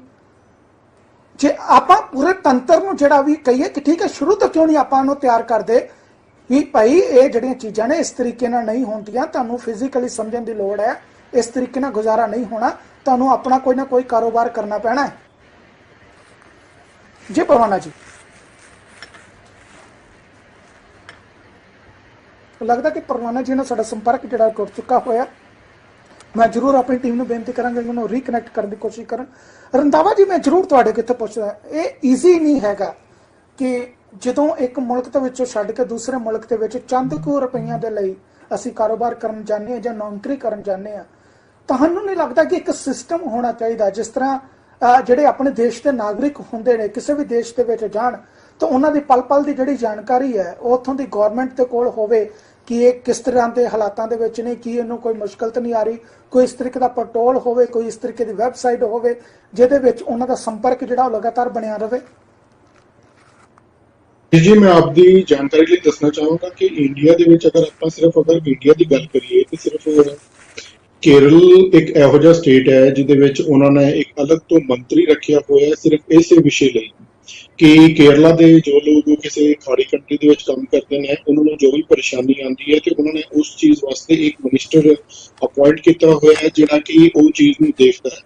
ਲੇਕਿਨ ਅਗਰ ਬ੍ਰੌਡਰ ਪ੍ਰੋਸਪੈਕਟ ਦੇ ਵਿੱਚ ਦੇਖਿਆ ਜਾਏ ਤਾਂ ਪੂਰੇ ਜੋ ਏਸ਼ੀਆ ਦੇ ਵਿੱਚੋਂ ਜਿਹੜੇ ਮੁਲਕਾਂ ਦੇ ਵਿੱਚੋਂ ਕੁੜੀਆਂ ਜਾਂ ਮੁੰਡੇ ਜਿਹੜੇ ਨੇ ਕੰਮ ਕਰਨ ਜਾਂਦੇ ਨੇ ਖਾੜੀ ਦੇਸ਼ਾਂ ਦੇ ਵਿੱਚੋਂ, ਉਹਦੇ ਵਿੱਚੋਂ ਸਭ ਤੋਂ ਜ਼ਿਆਦਾ ਹੈ ਆਪਣਾ ਇੰਡੀਆ, ਪਾਕਿਸਤਾਨ, ਬੰਗਲਾਦੇਸ਼, ਨੇਪਾਲ, ਇਹਨਾਂ ਕੰਟਰੀਆਂ ਦੇ ਵਿੱਚੋਂ ਜ਼ਿਆਦਾ ਆਪਣੇ ਲੋਕ ਜਾਂਦੇ ਨੇ। ਔਰ ਬੜੀ ਬਦਕਿਸਮਤੀ ਗੱਲ ਇਹ ਹੈਗੀ ਹੈ ਕਿ ਇਹਨਾਂ ਕੰਟਰੀਆਂ ਦੇ ਵਿੱਚੋਂ ਜ਼ਿਆਦਾਤਰ ਸਰਕਾਰਾਂ ਨੂੰ ਇਹ ਨਹੀਂ ਪਤਾ ਹੁੰਦਾ ਕਿ ਕੌਣ ਜੋ ਬੰਦਾ ਹੈ ਜੋ ਇੰਡੀਆ ਦਾ ਨਾਗਰਿਕ ਹੈ ਉਹ ਕਿਹੜੀ ਕੰਟਰੀ ਦੇ ਵਿੱਚ ਇਸ ਟਾਈਮ ਪਹੁੰਚਿਆ ਹੋਇਆ ਹੈ। ਕਿਉਂਕਿ ਅਸੀਂ ਅਕਸਰ ਦੇਖਦੇ ਹਾਂ ਬਹੁਤ ਕੁੜੀਆਂ ਨੂੰ ਦੁਬਈ ਲੈ ਕੇ ਜਾਇਆ ਜਾਂਦਾ ਹੈ, ਵਿਜ਼ਟਰ ਵੀਜ਼ੇ ਤੇ ਬੁਲਾਇਆ ਜਾਂਦਾ ਹੈ, ਉਹਦੇ ਬਾਅਦ ਉਹਨਾਂ ਨੂੰ ਕਿਸੇ ਨੂੰ ਕੁਵੈਤ ਪਹੁੰਚਾ ਦਿੱਤਾ ਜਾਂਦਾ ਹੈ, ਕਿਸੇ ਨੂੰ ਓਮਾਨ ਭੇਜ ਦਿੱਤਾ ਜਾਂਦਾ ਹੈ। ਉੱਥੇ ਫਿਰ ਉਹਨਾਂ ਕੋਲ ਪ੍ਰੂਫ ਵਗੈਰਾ ਕੁਝ ਨਹੀਂ ਹੁੰਦਾ। ਸੋ ਜਦੋਂ ਤੁਹਾਡੇ ਕੋਲ ਕਿਸੇ ਕੰਟਰੀ ਦੇ ਵਿੱਚ ਪ੍ਰੂਫ ਹੀ ਨਹੀਂ ਹੈ, ਕੱਲ ਨੂੰ ਅਗਰ ਤੁਸੀਂ ਉੱਥੋਂ ਨਿਕਲਣਾ ਚਾਹੁੰਦੇ ਹੋ, ਤੁਹਾਡੇ ਕੋਲ ਜਦੋਂ ਕੋਈ ਪ੍ਰੂਫ ਨਹੀਂ ਹੈ ਤਾਂ ਤੁਸੀਂ ਇੱਕ ਕਿਸਮ ਦੇ ਮੰਨ ਲਓ ਕਿ ਤੁਹਾਡੇ ਕੋਲ ਪਾਸਪੋਰਟ ਨਾ ਹੋਵੇ ਤੇ ਤੁਸੀਂ ਜਾ ਕੇ ਐਮਬੈਸੀ ਦੇ ਬਾਹਰ ਖੜੇ ਹੋ ਜਾਓ। ਇਹ ਸਾਡੇ ਨਾਲ ਇੱਕ ਕੇਸ ਹੋ ਵੀ ਚੁੱਕਿਆ ਤੇ ਇੱਕ ਨਹੀਂ ਕਈ ਵਾਰ ਏਦਾਂ ਅਕਸਰ ਹੁੰਦਾ ਹੈ ਕਿ ਜਦੋਂ ਆਪਾਂ ਐਮਬੈਸੀ ਜਾਂਦੇ ਹਾਂ ਤਾਂ ਅਸੀਂ ਕਹਿੰਦੇ ਹਾਂ ਕਿ ਮੈਨੂੰ ਖਤਰਾ ਹੈ ਮੇਰੀ ਜਾਨ ਦਾ, ਤੁਸੀਂ ਮੈਨੂੰ ਅੰਦਰ ਆਉਣ ਦਿਓ, ਮੇਰੀ ਰਿਪੋਰਟ ਲਿਖੋ ਔਰ ਮੈਨੂੰ ਇੰਡੀਆ ਵਾਪਸ ਭੇਜ ਦਿਓ। ਬਟ ਸਾਡੇ ਕੋਲ ਤਾਂ ਆਈਡੀ ਪ੍ਰੂਫ ਵੀ ਨਹੀਂ ਹੁੰਦਾ ਤੇ ਜਦੋਂ ਆਈਡੀ ਪ੍ਰੂਫ ਨਹੀਂ ਹੁੰਦਾ ਤਾਂ ਕਿਸੇ ਵੀ ਐਮਬੈਸੀ ਨੇ ਤੁਹਾਨੂੰ ਆਪਣੀ ਗੇਟ ਤੇ ਚੜ੍ਹਨ ਨਹੀਂ ਦੇਣਾ। ਲੇਕਿਨ ਪ੍ਰੋਬਲਮ ਇਹ ਹੈਗੀ ਹੈ ਕਿ ਜਿਹੜੀਆਂ ਕੰਟਰੀਆਂ ਏਸ਼ੀਆ ਦੇ ਵਿੱਚੋਂ ਗਲਫ ਕੰਟਰੀਆਂ ਦੇ ਵਿੱਚ ਆਪਣੇ ਜਿਹੜੇ ਨਾਗਰਿਕ ਨੇ ਉਹ ਭੇਜਦੀਆਂ ਨੇ, ਮੋਸਟਲੀ ਉਹ ਕੰਟਰੀਆਂ ਜਿਹੜੀਆਂ ਨੇ ਉਹ ਡਿਵੈਲਪਿੰਗ ਕੰਟਰੀਜ਼ ਨੇ ਔਰ ਕਾਫੀ ਗਰੀਬ ਕੰਟਰੀਜ਼ ਕਹਿ ਸਕਦੇ ਹੋ ਤੁਸੀਂ, ਮਾਲੀ ਪੱਖੋਂ ਕਾਫੀ ਪਿਛੜੀਆਂ ਹੋਈਆਂ ਨੇ ਔਰ ਉਹਨਾਂ ਕੋਲ ਐਸਾ ਕੋਈ ਹੀਲਾ ਵਸੀਲਾ ਉਹ ਨਹੀਂ ਕਰਦੇ ਕਿ ਕਿਸੇ ਕੰਟਰੀ ਦੇ ਵਿੱਚ ਜਦੋਂ ਕੋਈ ਸਾਡਾ ਵੀਰ ਭੈਣ ਜੋ ਜਾਂਦਾ ਹੈ ਉਹਦਾ ਕੋਈ ਰੈਕਟ ਰੱਖਿਆ ਜਾ ਸਕੇ। ਰੈਕਟ ਰੱਖਣਾ ਤਾਂ ਬਹੁਤ ਦੂਰ ਦੀ ਗੱਲ ਹੈ, ਇਵਨ ਕਿ ਕਈ ਵਾਰ ਤਾਂ ਅਸੀਂ ਹੁਣ ਵੀ ਫਿਲਹਾਲ ਇੱਕ ਕੇਸ ਦੇਖ ਰਹੇ ਹਾਂ ਜਿਹਦੇ ਵਿੱਚ ਇੱਕ ਸਾਡਾ ਵੀਰ ਜੋ ਹੈ ਉਹ ਇੰਡੀਆ ਤੋਂ ਸਾਊਦੀ ਅਰਬ ਗਿਆ ਸੀਗਾ, ਲੇਕਿਨ ਉਹਨੂੰ ਐਕਸਪਾਇਰ ਹੋਏ ਨੂੰ ਮਈ ਮਹੀਨੇ ਦਾ ਉਹ ਐਕਸਪਾਇਰ ਹੋਇਆ। ਅਜੇ ਤੱਕ ਇਹਦਾ ਇਹ ਨਹੀਂ ਪਤਾ ਲੱਗ ਰਿਹਾ ਕਿ ਉਹਦੀ ਬੋਡੀ ਕਿੱਥੇ ਹੈ ਕਿੱਥੇ ਨਹੀਂ ਹੈ, ਮੋਰਚਰੀ 'ਚ ਹੈ ਜਾਂ ਉਹਨੂੰ ਦਫਨਾ ਦਿੱਤਾ ਗਿਆ ਜਾਂ ਕੀ ਕੀਤਾ। ਸੋ ਬੇਸ਼ੱਕ ਅੰਬੈਸੀਆਂ ਨੇ ਉਹਨਾਂ ਕੋਲ ਵੀ ਬਹੁਤ ਜ਼ਿਆਦਾ ਪ੍ਰੈਸ਼ਰ ਹੁੰਦਾ, ਅੰਬੈਸੀਆਂ ਤੇ ਵੀ ਉਹਨਾਂ ਕੋਲ ਇਹਨਾਂ ਕੰਮਾਂ ਦੀ ਸਟਰੈਂਥ ਬਹੁਤ ਜ਼ਿਆਦਾ ਹੁੰਦੀ ਹੈ। ਉਹ ਇੱਕ ਕੇਸ ਸੋਲਵ ਕਰਦੇ ਨੇ, 10 ਕੇਸ ਉਹਨਾਂ ਕੋਲ ਹੋਰ ਆਉਂਦੇ ਨੇ। ਲੇਕਿਨ ਇੱਕ ਸਿਸਟਮ ਜੋ ਹੈ ਉਹ ਸਿਸਟਮ ਜਿਹਦੇ ਵਿੱਚ ਜਾਣ ਤੋਂ ਪਹਿਲਾਂ ਬੇਸ਼ੱਕ 2 ਜਾਂ 4 ਘੰਟੇ ਦੀ ਕਲਾਸ ਲਗਾ ਕੇ ਉਹਨੂੰ ਦੱਸਿਆ ਜਾਵੇ। ਹਰਨੇਕ ਵੀਰ ਜੀ, ਹਾਂਜੀ ਰੰਧਾਵਾ ਜੀ, ਤੁਸੀਂ ਇੱਕ ਗੱਲ ਕਰ ਰਹੇ ਹੋ ਕਿ ਅੰਬੈਸੀਆਂ ਦੇ ਉੱਤੇ ਪ੍ਰੈਸ਼ਰ ਹੁੰਦਾ। ਜਦੋਂ ਲੋਕ ਰੰਧਾਵਾ ਹੈਲਪਲਾਈਨ ਨੂੰ ਅਪਰੋਚ ਕਰ ਸਕਦੇ ਨੇ ਕਿ ਕੋਈ ਇਸ ਤਰੀਕੇ ਦਾ ਕਲੀਨ ਸਿਸਟਮ ਨਹੀਂ ਹੋਣਾ ਚਾਹੀਦਾ ਕਿ ਸਿੱਧਾ ਅੰਬੈਸੀ ਨੂੰ ਜਿਹੜਾ ਉਹ ਰੀਚ ਕੀਤਾ ਜਾ ਸਕੇ। ਅਤੇ ਜਦੋਂ ਤੁਸੀਂ ਕਹਿੰਦੇ ਕਿ ਜਿਹੜੀਆਂ ਅੰਬੈਸੀਆਂ ਜਿਹੜੀਆਂ ਨੇ ਉਹ ਆਪਣੇ ਦਰਵਾਜ਼ੇ ਦੇ ਉੱਤੇ ਲੋਕਾਂ ਨੂੰ ਨਹੀਂ ਚੜਨ ਦਿੰਦੀਆਂ, ਤਾਂ ਫਿਰ ਫਾਇਦਾ ਕੀ ਹੈਗਾ ਇੰਨਾ ਤਾਮਝਾਮ ਕਰਨ ਦਾ ਜਦੋਂ ਆਪਾਂ ਕਿਸੇ ਦੀ ਜਿਹੜੀ ਉਹ ਜਾਨ ਨੂੰ ਨਹੀਂ ਬਚਾ ਸਕਦੇ, ਜਦੋਂ ਆਪਾਂ ਕੋਈ ਕੋਸ਼ਿਸ਼ ਨਹੀਂ ਕਰ ਸਕਦੇ। ਤੁਸੀਂ ਲੋਕ ਜਿਹੜੇ ਹੈਗੇ ਹੋ ਤੁਸੀਂ ਆਪਣੇ ਵੱਲੋਂ ਫੰਡ ਇਕੱਠੇ ਕਰਦੇ ਹੋ, ਸਾਰੀਆਂ ਜ਼ਰੂਰਤਾਂ ਪੂਰੀਆਂ ਕਰਦੇ ਹੋ ਤੇ ਅਲਟੀਮੇਟਲੀ ਜਦੋਂ ਆਪਾਂ ਵਿਦੇਸ਼ਾਂ ਦੇ ਵਿੱਚ ਜੇ ਲੋਕ ਪੈਸਾ ਭੇਜਦੇ ਨੇ ਕਮਾ ਕੇ, ਜਿਹੜੇ ਆਪਣੇ ਮੁਲਕ ਦੇ ਵਿੱਚ ਡਾਲਰ ਭੇਜਦੇ ਨੇ ਜਾਂ ਉੱਥੋਂ ਦੀ ਜਿਹੜੀ ਕਰੰਸੀ ਭੇਜਦੇ ਨੇ, ਉਹ ਅਲਟੀਮੇਟਲੀ ਤਾਂ ਤੁਸੀਂ ਆਪਣੇ ਦੇਸ਼ ਦਾ ਜਿਹੜਾ ਸਰਮਾਇਆ ਉਹਨੂੰ ਹੀ ਵੱਡਾ ਕਰ ਰਹੇ ਹੋ, ਉਹਨੂੰ ਹੀ ਤੁਸੀਂ ਉਹਦੇ ਵਿੱਚ ਜਿਹੜਾ ਯੋਗਦਾਨ ਪਾ ਰਹੇ ਹੋ। ਤੇ ਜੇ ਆਪਾਂ ਸਾਰਾ ਕੁਝ ਕਹਿੰਦੇ ਕਿ ਵੈਲਕਮ ਜੋ ਕੁਝ ਆ ਰਿਹਾ ਉਹ ਤਾਂ ਠੀਕ ਹੈ, ਪਰ ਜਦੋਂ ਖਰਚਾ ਕਰਨਾ ਜਾਂ ਜਦੋਂ ਕੋਈ ਆਪਾਂ ਕਹਿਣਾ ਕਿ ਕੋਈ ਹੁਣ ਜ਼ਰੂਰਤ ਆ ਗਈ ਹੈ ਕਿਤੇ ਆਪਾਂ ਇਨਵੈਸਟ ਕਰਨਾ, ਉਦੋਂ ਸਰਕਾਰ ਕਵੇ ਜਾਂ ਸਰਕਾਰ ਦੇ ਨੁਮਾਇੰਦੇ ਕਹਾਂ ਕਿ ਅਸੀਂ ਚੁੱਪਾਂ, ਤਾਂ ਫਿਰ ਆਪਣੇ ਆਪ ਤੇ ਦੁੱਖ ਨਹੀਂ ਹੁੰਦਾ। ਤੁਸੀਂ ਅਗਰ ਮੋਸਟਲੀ ਜਦੋਂ ਮੁੰਡੇ ਸਾਡੇ ਕਿਸੇ ਗਲਫ ਕੰਟਰੀ ਦੇ ਵਿੱਚ ਫਸਦੇ ਨੇ ਤੇ ਉਹ ਜਦੋਂ ਅੰਬੈਸੀ ਨੂੰ ਅਪਰੋਚ ਕਰਦੇ ਨੇ, ਸਭ ਤੋਂ ਵੱਡੀ ਪ੍ਰੋਬਲਮ ਇਹ ਆਉਂਦੀ ਹੈ ਕਿ ਉਹਨਾਂ ਕੋਲ ਖੁਦ ਆਪਣੇ ਕੋਲ ਹੀ ਕਾਗਜ਼ ਪੱਤਰ ਪੂਰੇ ਨਹੀਂ ਹੁੰਦੇ। ਅਰਬ ਕੰਟਰੀ ਦੇ ਵਿੱਚ ਸਭ ਤੋਂ ਵੱਡੀ ਦਿੱਕਤ ਇਹ ਹੈ ਕਿ ਤੁਹਾਡਾ ਜਿਸ ਦਿਨ ਤੁਸੀਂ ਪਹੁੰਚਦੇ ਹੋ ਉਸ ਦਿਨ ਹੀ ਤੁਹਾਡਾ ਜਿਹੜਾ ਪਾਸਪੋਰਟ ਹੈ ਉਹ ਜ਼ਬਤ ਕਰ ਲਿੱਤਾ ਜਾਂਦਾ ਹੈ ਕੰਪਨੀ ਦੇ ਨੁਮਾਇੰਦੇ ਦੇ ਦੁਆਰਾ, ਜਾਂ ਜੋ ਕੰਪਨੀ ਦਾ ਮਾਲਕ ਹੈ ਉਹ ਤੁਹਾਡਾ ਪਾਸਪੋਰਟ ਜਿਹੜਾ ਉਹ ਜ਼ਬਤ ਕਰ ਲੈਂਦਾ। ਉਹ ਜ਼ਬਤ ਕਰਨ ਤੋਂ ਬਾਅਦ ਫਿਰ ਤੁਸੀਂ ਕਿਸੇ ਪਾਸੇ ਜੋਗੇ ਨਹੀਂ ਰਹਿੰਦੇ। ਉਹ ਉਹਦੀ ਇੱਛਾ ਹੈ ਤੁਹਾਡਾ ਉੱਥੇ ਆਇਡੈਂਟੀ ਕਾਰਡ ਬਣਾਵੇ, ਤੁਹਾਡਾ ਹੈਲਥ ਕਾਰਡ ਬਣਾਵੇ ਨਾ ਬਣਾਵੇ, ਸਭ ਉਹਦੇ ਤੇ ਡਿਪੈਂਡ ਕਰਦਾ।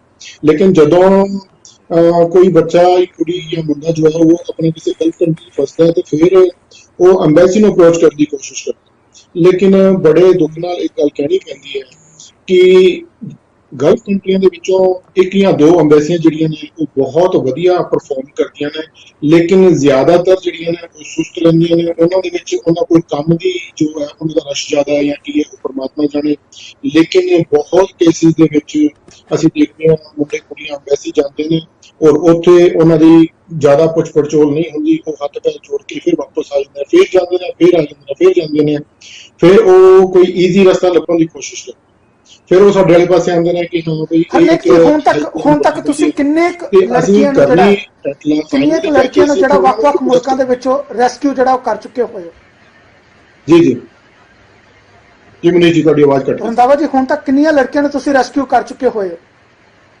ਨਹੀਂ ਜੀ, ਆਲਮੋਸਟ 15 ਤੋਂ ਜ਼ਿਆਦਾ ਕੁੜੀਆਂ ਨੇ ਜਿਨ੍ਹਾਂ ਨੂੰ ਆਪਾਂ ਆਲਰੇਡੀ ਰੈਸਕਿਊ ਕਰਕੇ ਇੰਡੀਆ ਪਹੁੰਚਾ ਚੁੱਕੇ ਹਾਂ ਔਰ ਇਹ ਸਾਰੀਆਂ ਹੀ ਗਲਫ ਕੰਟਰੀਆਂ ਦੇ ਵਿੱਚ ਨੇ। ਕੋਈ ਕੁੜੀ ਓਮਾਨ ਦੇ ਵਿੱਚੋਂ ਹੈਗੀ ਹੈ, ਕੋਈ ਸਾਊਦੀ ਅਰਬ ਦੇ ਵਿੱਚੋਂ ਔਰ ਜਿਹੜੀਆਂ ਕੋਈ ਕੁਵੈਤ ਦੇ ਵਿੱਚੋਂ, ਜਿਹੜੀਆਂ ਅਰਬ ਦੀਆਂ ਜਿਹੜੀ ਖਾੜੀ ਕੰਟਰੀਜ਼ ਹੈਗੀਆਂ ਨੇ ਇਹਨਾਂ ਦੇ ਵਿੱਚੋਂ ਹੀ ਇਹ ਸਾਰੀਆਂ ਕੁੜੀਆਂ ਹੈਗੀਆਂ ਨੇ ਔਰ ਬਹੁਤ ਬਦਤਰੀਨ ਸਿਚੁਏਸ਼ਨ ਦੇ ਵਿੱਚੋਂ ਇਹਨਾਂ ਨੂੰ ਅਸੀਂ ਉੱਥੋਂ ਰੈਸਕਿਊ ਕੀਤਾ ਹੈ।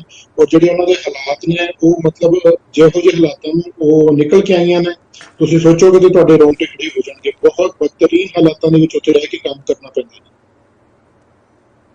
ਜਿੰਨੀਆਂ ਵੀ ਲੜਕੀਆਂ ਹੁਣ ਤੁਸੀਂ ਰੈਸਕਿਊ ਕੀਤੀਆਂ ਨੇ ਉਹਨਾਂ ਦੇ ਵਿੱਚੋਂ ਕਿਸੇ ਵੀ ਇੱਕ ਕੇਸ ਦੇ ਵਿੱਚ ਉਹਨਾਂ ਨੂੰ ਇਨ੍ਹਾਂ ਮੁਲਕਾਂ ਤੱਕ ਲੈ ਕੇ ਆਉਣ ਵਾਲੇ ਟਰੈਵਲ ਏਜੰਟ ਜਾਂ ਉਹਨਾਂ ਦੇ ਰਿਸ਼ਤੇਦਾਰ ਕਿਸੇ ਦੇ ਉੱਤੇ ਹੁਣ ਤੱਕ ਕੋਈ ਕਾਰਵਾਈ ਹੋਈ ਹੈ ਜਾਂ ਕਿਸੇ ਵਾਕਫ ਦੇ ਉੱਤੇ ਕਾਰਵਾਈ ਹੋਈ? ਨਹੀਂ ਜੀ, ਅੱਜ ਤੱਕ ਜਿੰਨੇ ਵੀ ਕੇਸ ਨੇ, ਚਾਹੇ ਕਿਸੇ ਮੁੰਡੇ ਦਾ ਤੇ ਚਾਹੇ ਕਿਸੇ ਕੁੜੀ ਦਾ, ਅੱਜ ਤੱਕ ਅਸੀਂ ਬੇਸ਼ੱਕ ਉਹ ਜਿਹੜਾ ਲੋਕਲ ਅਰਬੀ ਹੈ ਜਿਹਦੇ ਕੋਲ ਇਹ ਮੁੰਡੇ ਜਾਂ ਕੁੜੀਆਂ ਕੰਮ ਕਰਦੇ ਰਹੇ ਨੇ ਜਾਂ ਉਹ ਟਰੈਵਲ ਏਜੰਟ ਨੇ ਜਿਹੜੇ ਜਿਨ੍ਹਾਂ ਨੇ ਉਹਨਾਂ ਨੂੰ ਇੰਡੀਆ ਤੋਂ ਭੇਜਿਆ ਸੀ, ਕਿਸੇ ਵੀ ਕੇਸ ਦੇ ਵਿੱਚ ਅੱਜ ਤੱਕ ਅਸੀਂ ਕਾਰਵਾਈ ਹੁੰਦੀ ਨਹੀਂ ਦੇਖੀ। ਕਿਉਂਕਿ ਪ੍ਰੋਬਲਮ ਇਹ ਹੈ ਜਦੋਂ ਇੱਥੋਂ ਕੋਈ ਮੁੰਡਾ ਨਿਕਲ ਕੇ ਜਾਂਦਾ ਹੈ ਉਹਨੂੰ ਕੋਸ਼ਿਸ਼ ਹੁੰਦੀ ਹੈ ਕਿ ਮੈਂ ਜਾ ਕੇ ਪੈਸੇ ਕਢਾਵਾਂ, ਲੇਕਿਨ ਉਹਨੂੰ ਪ੍ਰੈਸ਼ਰਾਈਜ਼ ਇੰਨਾ ਕਰ ਦਿੱਤਾ ਜਾਂਦਾ ਹੈ ਕਿ ਤੇਰਾ ਇਹ ਕਰਾ ਦਾਂਗੇ, ਤੇਰਾ ਉਹ ਕਰਾ ਦਾਂਗੇ। ਮੋਸਟਲੀ ਜਿਹੜੇ ਏਜੰਟ ਨੇ ਉਹਨਾਂ ਨੇ ਇਹੋ ਜਿਹਾ ਇੱਕ ਪ੍ਰੈਸ਼ਰ ਬਿਲਡਅਪ ਕੀਤਾ ਹੁੰਦਾ ਕਿ ਸਾਡੀ ਪੁਲਿਸ ਦੇ ਨਾਲ ਬਹੁਤ ਵਧੀਆ ਹੈ ਵੀ ਅਸੀਂ ਉੱਥੇ ਤੱਕ ਗੱਲ ਨਹੀਂ ਜਾਣਦੇ, ਤੂੰ ਸਾਡਾ ਕੁਝ ਨਹੀਂ ਵਿਗਾੜ ਸਕਦਾ। ਔਰ ਅਸੀਂ ਅਕਸਰ ਦੇਖਦੇ ਹਾਂ ਜ਼ਿਆਦਾਤਰ ਜਿਹੜੇ ਮੁੰਡੇ ਜਾਂ ਕੁੜੀਆਂ ਇੱਥੋਂ ਫਸ ਕੇ ਵਾਪਸ ਅਸੀਂ ਕਢਵਾਉਂਦੇ ਹਾਂ, ਨਾ ਤਾਂ ਉਹਨਾਂ ਦੇ ਇੱਥੋਂ ਕਦੇ ਪੈਸੇ ਨਿਕਲ ਪਾਉਂਦੇ ਨੇ ਤੇ ਨਾ ਇੰਡੀਆ ਜਾ ਕੇ ਨਿਕਲ ਪਾਉਂਦੇ ਨੇ। ਕਿਉਂਕਿ ਜਿਹੜਾ ਏਜੰਟ ਇੰਡੀਆ ਲੱਖਾਂ ਕਰੋੜਾਂ ਰੁਪਇਆ ਤੁਹਾਡੇ ਕੋਲੋਂ ਕਮਾ ਰਿਹਾ ਹੈ ਉਹਨਾਂ ਨੂੰ ਇਹ ਹੁੰਦਾ ਕਿ ਅਸੀਂ ਜੋ ਵੀ ਸਾਡੇ ਖਿਲਾਫ ਥੋੜੀ ਬਹੁਤ ਆਵਾਜ਼ ਚੱਕੇਗਾ ਉਹਨੂੰ ਅਸੀਂ ਉਹਦੇ ਮੂੰਹ 'ਚ ਪੈਸੇ ਪਾ ਕੇ ਤੇ ਉਹਦੀ ਅਸੀਂ ਆਵਾਜ਼ ਬੰਦ ਕਰ ਦੇਂਗੇ। ਬਟ ਇੰਨੇ ਸਾਲ ਹੋ ਗਏ ਸਾਨੂੰ ਇਹ ਕੰਮ ਕਰਦੇ ਆ, ਅਸੀਂ ਕਿਸੇ ਇੱਕ ਵੀ ਬੰਦੇ ਤੇ ਅਸੀਂ ਕਾਰਵਾਈ ਹੁੰਦੀ ਕਦੇ ਨਹੀਂ ਦੇਖੀ ਜੀ। ਇਹ ਆਪਣੇ ਆਪ 'ਚ ਬੜਾ ਦੁੱਖ ਦੀ ਗੱਲ ਹੈਗੀ ਹੈ। ਪਰਵਾਨਾ ਜੀ, ਮੈਂ ਤੁਹਾਡੇ ਕੋਲ ਵਾਪਸ ਆਉਣਾ ਹੈ। ਜਦੋਂ ਪਤਾ ਹੈ ਕਿ ਸਾਡੀਆਂ ਧੀਆਂ ਭੈਣਾਂ ਦਾ ਸ਼ੋਸ਼ਣ ਹੋ ਰਿਹਾ ਹੈ, ਜਦੋਂ ਪਤਾ ਹੈ ਕਿ ਇਹ ਸਾਰਾ ਕੁਝ ਜਿਹੜਾ ਹੈ ਲੜੀਵਾਰ ਤਰੀਕੇ ਨਾਲ ਚੱਲ ਰਿਹਾ, ਜਦੋਂ ਸਾਰਾ ਕੁਝ ਪਤਾ ਹੈ ਕਿ ਇੱਕ ਪਾਸੋਂ ਭੇਜਿਆ ਜਾ ਰਿਹਾ, ਦੂਸਰੇ ਪਾਸੋਂ ਰੈਸਕਿਊ ਕਰਕੇ ਉਹਨਾਂ ਨੂੰ ਵਾਪਸ ਲਿਆਂਦਾ ਜਾ ਰਿਹਾ, ਤਾਂ ਫਿਰ ਕਾਰਵਾਈ ਕਿਉਂ ਨਹੀਂ ਹੁੰਦੀ? ਕਿ ਆਪਣੇ ਆਪ 'ਚ ਲੋਕਾਂ ਨੂੰ ਦਿਖਦਾ ਨਹੀਂ ਹੈਗਾ ਜਾਂ ਜਿਹੜੇ ਪਰਿਵਾਰਾਂ ਦੇ ਨਾਲ ਇਸ ਤਰ੍ਹਾਂ ਦਾ ਹੋ ਜਾਂਦਾ ਹੈ ਉਹ ਸ਼ਰਮ ਹਿਆ ਨੂੰ ਮੁੱਖ ਰੱਖ ਕੇ ਕਹਿੰਦੇ ਨੇ ਕਿ ਸਾਡੇ ਨਾਲ ਜੋ ਕੁਝ ਹੋ ਗਿਆ ਹੁਣ ਸਮਾਜ ਨੂੰ ਦੱਸਣ ਦੀ ਲੋੜ ਨਹੀਂ ਹੈ, ਪ੍ਰਸ਼ਾਸਨ ਨੇ ਕਾਰਵਾਈ ਕਰਨੀ ਨਹੀਂ ਹੈਗੀ, ਟਰੈਵਲ ਏਜੰਟ ਦੇ ਉੱਤੇ ਕਿਸੇ ਨੇ ਕਾਰਵਾਈ ਕਰਨੀ ਨਹੀਂ ਆ, ਉਹਦੇ ਉੱਤੇ FIR ਹੋਣੀ ਨਹੀਂ ਆ, ਕੀ ਲੋੜ ਆ ਰੋਲਾ ਪਾਉਣ ਦੀ, ਚੁੱਪ ਕਰਕੇ ਬੈਠ ਜਾਓ? ਕਿ ਆਪਣੇ ਆਪ 'ਚ ਇਹ ਚੀਜ਼ਾਂ ਜ਼ਿੰਮੇਵਾਰ ਨੇ? ਬਿਲਕੁਲ ਬਿਆਲਾ ਜੀ, ਇਹ ਚੀਜ਼ਾਂ ਬਹੁਤ ਵੱਡਾ ਇਹਦੇ ਵਿੱਚ ਰੋਲ ਨਿਭਾਉਂਦੀਆਂ ਨੇ। ਕਿਉਂਕਿ ਜਿਹੜੀਆਂ ਅੱਜ ਵੀ ਭੈਣਾਂ ਸਾਡੇ ਨਾਲ ਜੁੜ ਰਹੀਆਂ ਨੇ, ਵੈਸੇ ਇੱਕ ਭੈਣ ਦੇ ਨੈਟਵਰਕ ਦਿੱਕਤ ਆ ਰਹੀ ਹੈ, ਜੁੜ ਰਹੇ ਨੇ ਉਹ, ਤੇ ਮੈਂ ਸਵੇਰੇ ਜਦੋਂ ਉਹਨਾਂ ਨਾਲ ਗੱਲ ਕੀਤੀ ਤੇ ਮੈਂ ਕਿਹਾ ਭੈਣ ਜੀ ਤੁਸੀਂ ਆ ਜਿਓ ਤੇ ਮੂੰਹ ਢੱਕ ਲਿਓ ਆਪਣਾ ਢੱਕਣਾ ਹੋਵੇ ਤਾਂ। ਪਰ ਉਸ ਭੈਣ ਨੇ ਬੇਝਿਜਕ ਜਵਾਬ ਦਿੱਤਾ, ਕਹਿੰਦੀ ਵੀਰ ਜੀ ਮੈਂ ਮੂੰਹ ਨਹੀਂ ਢਕਾਂਗੀ, ਮੈਂ ਤਾਂ ਆਪਣੀਆਂ ਭੈਣਾਂ ਨੂੰ ਦੱਸਣਾ ਚਾਹੁੰਦੀ ਆ ਵੀ ਸਾਡੇ ਨਾਲ ਕੀ ਹਾਲਾਤ ਹੋਏ ਨੇ।